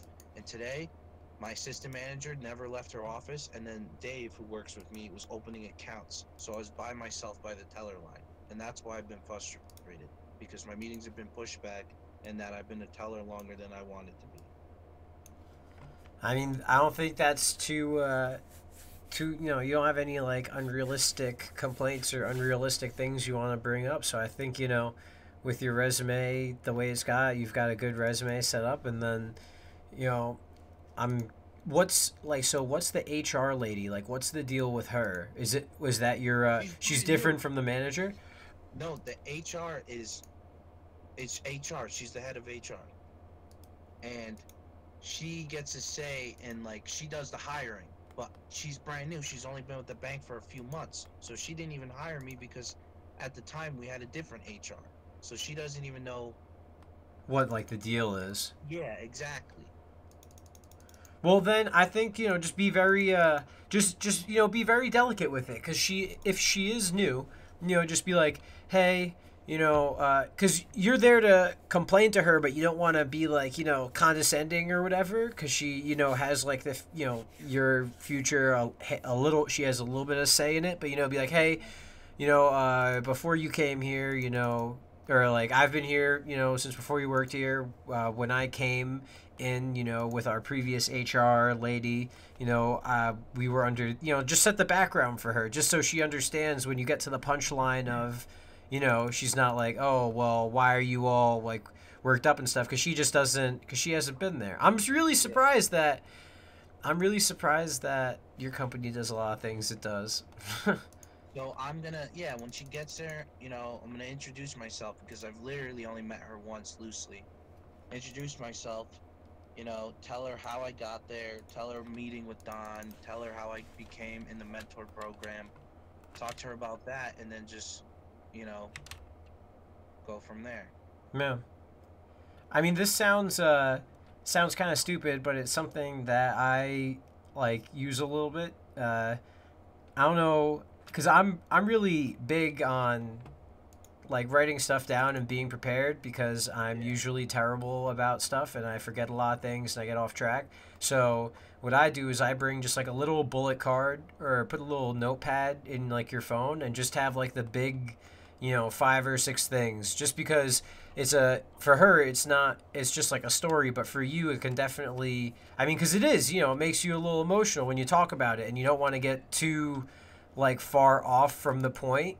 And there's definitely, certain aspects of conversation, certain aspects of storytelling where, it helps out by showing more emotion to, like, emphasize, the importance of it, but you don't want to, you kind of want to just, like, get through the whole thing, set up the story, and then just be like, okay, now what do you think? You just want to, like, just try not to get too distracted and getting, frustrated at every step, because when you're telling her this, you're going to be thinking about it, and it definitely is not like, crazy omega stressful, but it's not like it hasn't been impacting your work, hence why you're there.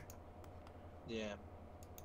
I mean, and then, you don't have to, because, like, you don't have to get too in detail into stuff, but, where, like, what I mean, to give you an example, I guess, is when you talk about, oh, I just had it, fucking, I lost it, but, like, when you talk about, like, stuff that makes you unhappy, or, like, things that have gone wrong or whatever, don't talk about, like, specifically, like, the performance evaluation where, like, how are you supposed to know that, like, the woman was, like, a scam artist or whatever, it's like, and they still, really, like, because that was just, like, that was a dick move, that was stupid, like, it was bullshit, but, you don't want to, like, you don't have to go that deep into, like, oh, and here's another situation where you guys fucked me, like, you don't want to, like, go that hard in the paint, but, gloss over, and just add enough so she understands why you're stressed, but not too much to where she's like, oh,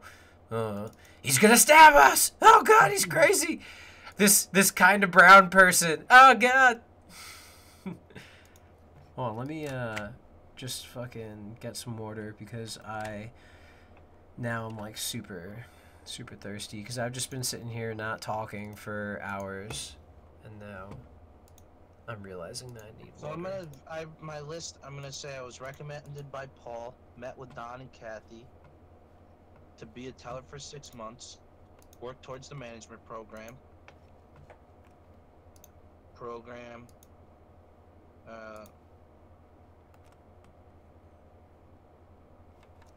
guess, promotion meetings were pushed back.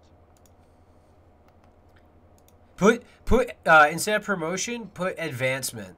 It sounds like less, like,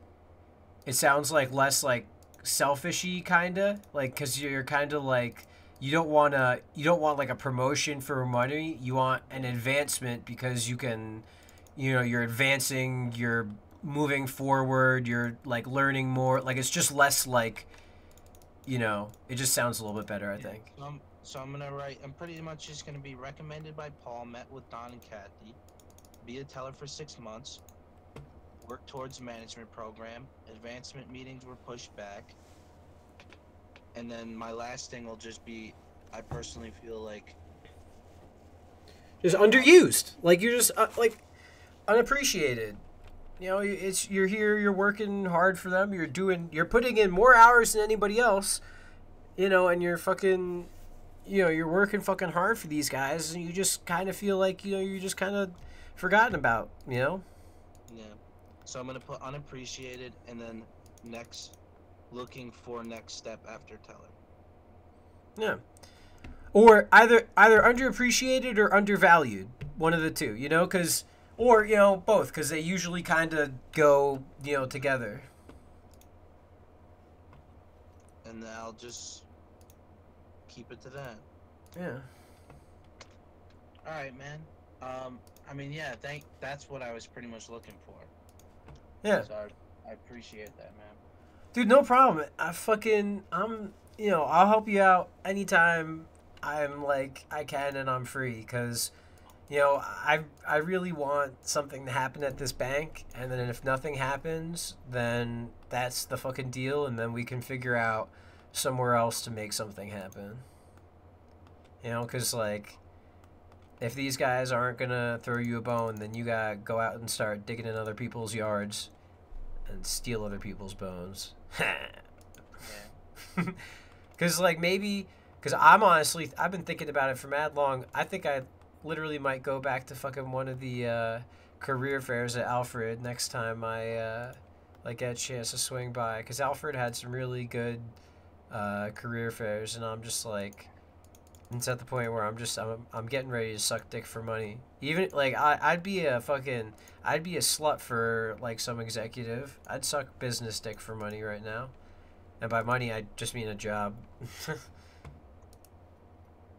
But no, whatever. So what do I need? I need one stew. Do I have a stew in my bag? Yes. Alright, stamina potion. After I do this quest, I'm gonna have 250 quest points, and then I'm fucking done with RuneScape for today.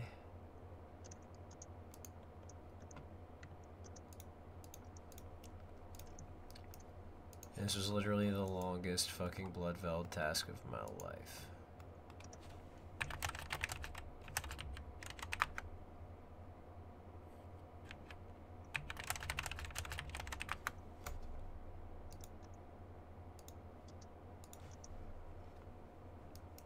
Okay.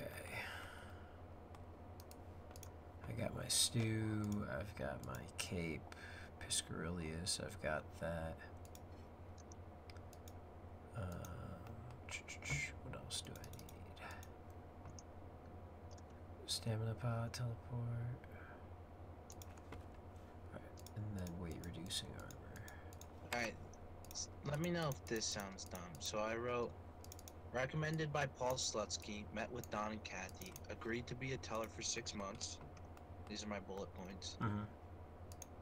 Next one is to work towards the management program.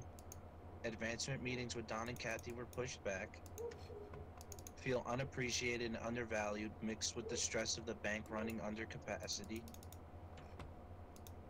And then looking for the next step after teller, because that's what's like, you know, we've been running 3 people in the bank, and it should be 4 or 5. Yeah, it's yeah, it's not ideal. I mean, it's from a business like standpoint, I get it, but like it's not like a good, like from a lax business perspective, I get it, but from a like good business and like the business that like, you know, you should try and be perspective, it's not a good like thing, because it's better like if they can run at 3 people, they'll run at 3 people, but that's not what it should be at. Yeah, exactly. Yeah, like, you know, they're just being cheap. But like, I don't want to be a teller anymore, so like that's, I don't want to be a teller anymore, and then being the only teller there, that's and then, you know, so I'm curious, has like the pressure of like being the only teller, like, is that something that has like bothered you? Like, you know, are you a little stressed because it's like, well, not, you know, it's not really like you have. Luke, I don't like being alone behind the teller line and having 4 cars in the drive up and 3 people in the lobby.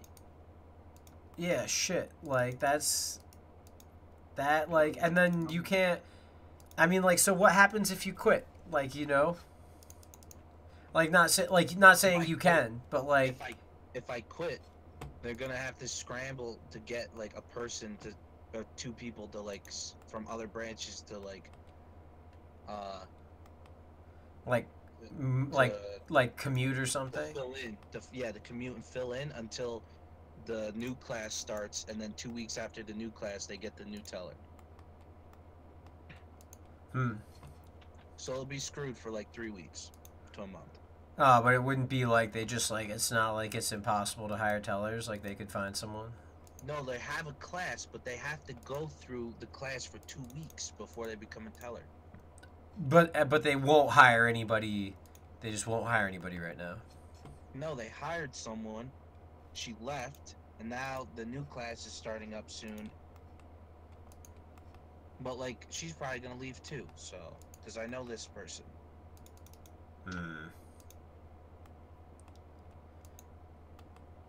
Yeah, wait, so I thought you got a new chick recently. She left already?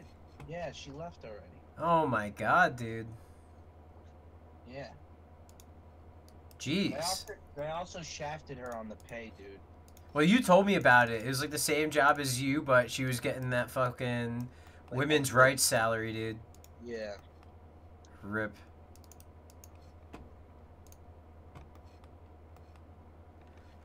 That sucks.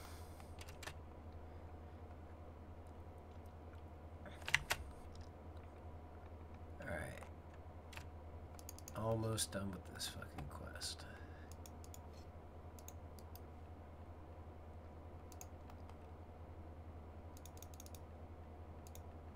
Because, I mean, it's not often... I think at the end of the day, it's all going to be good stuff because, I mean, it's not often that employees come because, like, they're frustrated that they're not, like, being more useful and, like, you know, having more responsibilities, you know? It's not like that's... It's not like that's, like, a bad thing. I really like the bank. I really want to do more with the bank. I really want to say, like, I be proud of being part of the bank and not just be a teller. Like, yeah, I should be proud, but, like, that's not... I didn't go to school for 4 years for that. I agree. And it's... I think that that's somewhere... Something you could probably work in there somewhere along the lines. You know, it's like, hey, you know, I'm not trying... Like, because there's... Because one of the things that I don't want to...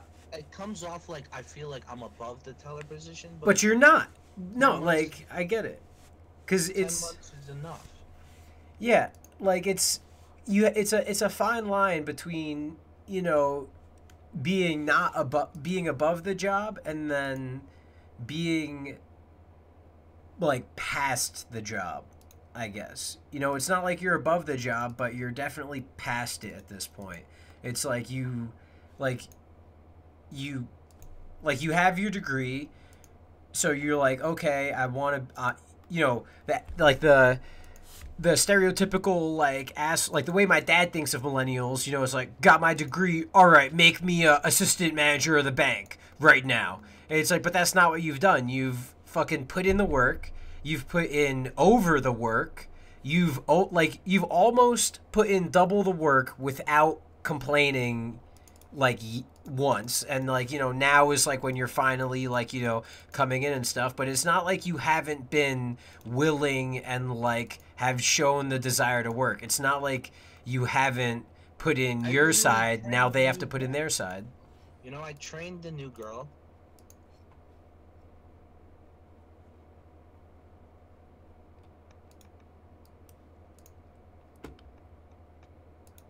Where the fuck is Conrad King?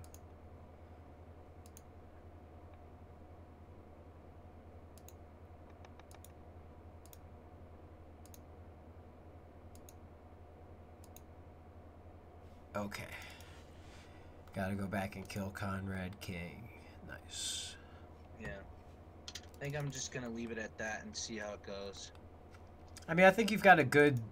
It's good that, I'm happy we got, like, a little practice in. You know, just fucking got a chance to just, talk about it a little bit. Because even if it's just, you know, a little bit talking it over, it's better than just going in fucking cold and, you know, just be like...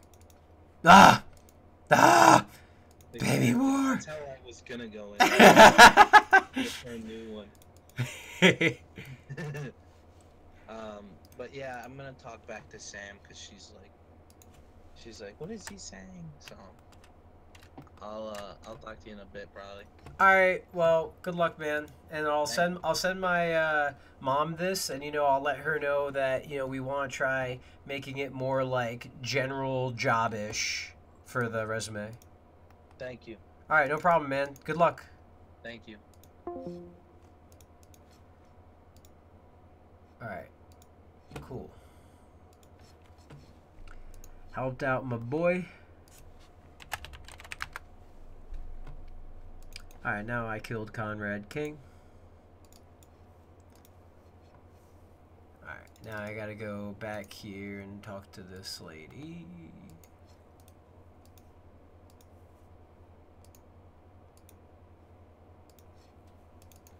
Alright. Ooh.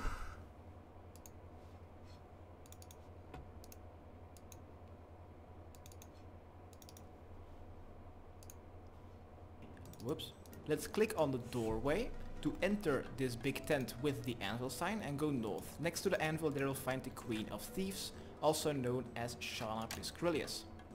After speaking to her, we will need to go to Hosidius. After speaking to her, we will need to go to Hosidius General Store. Well, actually the building just next to it, but I rather say that. I will be using the Keres Memoirs, and from there I just need to go northwest. And let's go to the most... Alright, so teleport Kalkuren. Alright, and then Hosidius General Store is up all the way up here.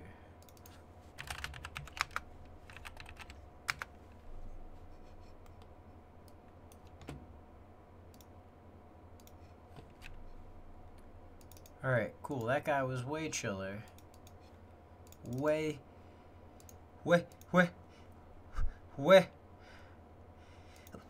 chiller. Alright. Oh, whoops. I want to go 20. I want to go to 30.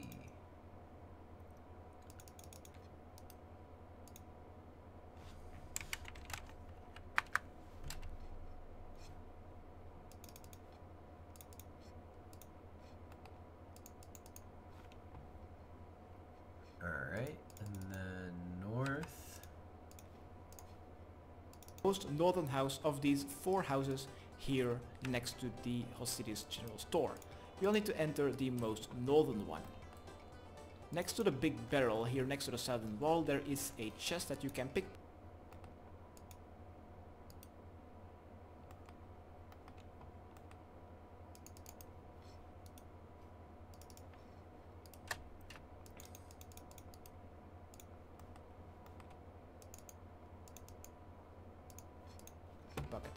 It doesn't require a lockpick, but it does require a couple of attempts before you get a letter.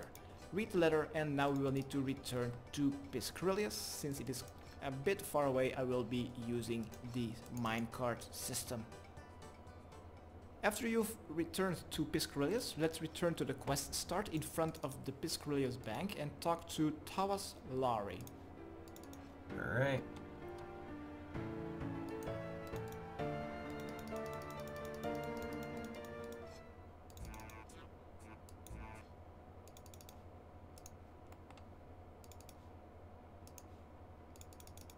Alright.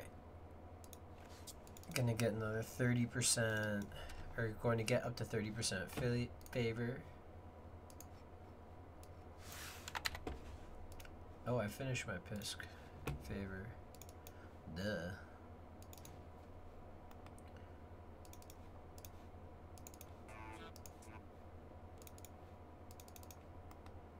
Alright, alright, alright, alright, alright.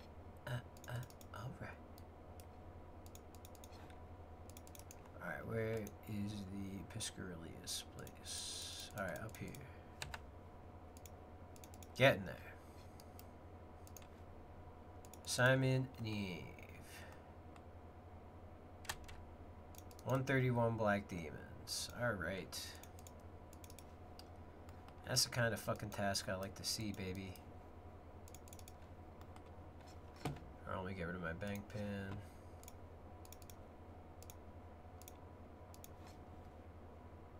Alright, bleeped out the pin. Alright, talk to Thomas Lowry.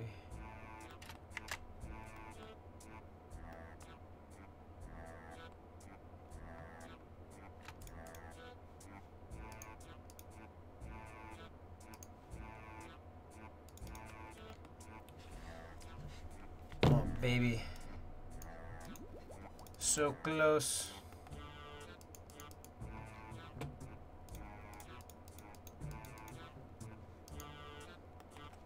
Talk to Tawas Lari. Let's select the first option Okay. about my quest. Got that stuff. Got this stuff. I'm honestly not sure if... Next, we will simply need to return to the Queen of Thieves to complete our quest. So let's go back south, then follow the path a bit east into the manhole and just keep running west until you've reached the Queen of Thieves, also known as Shauna Biscrillius, because now you've made the investigator, instead of investigating the Queen of Thieves, now investigating Counselor Huge, which has ties with the disciples of Yama. Yes, 250 quest points, baby.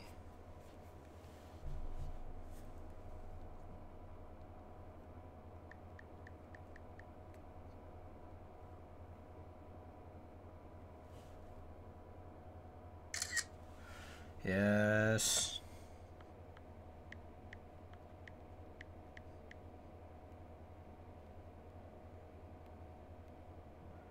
Alright, let me fucking add up my... Alright, let's go over here. Bada bing, bada boom. Alright, so I did Monkey Madness 2. I did my Big Zarm Adventure. I did Observatory Quest. I did Olaf's Quest. I just did Queen of Thieves. So all of these can get the green. All of those can get the hack. Now I'm apparently just a little under 5 hours away from Quest Cape. Holy shit. Alright. A lot of good questing today. I'm going to fucking take a break.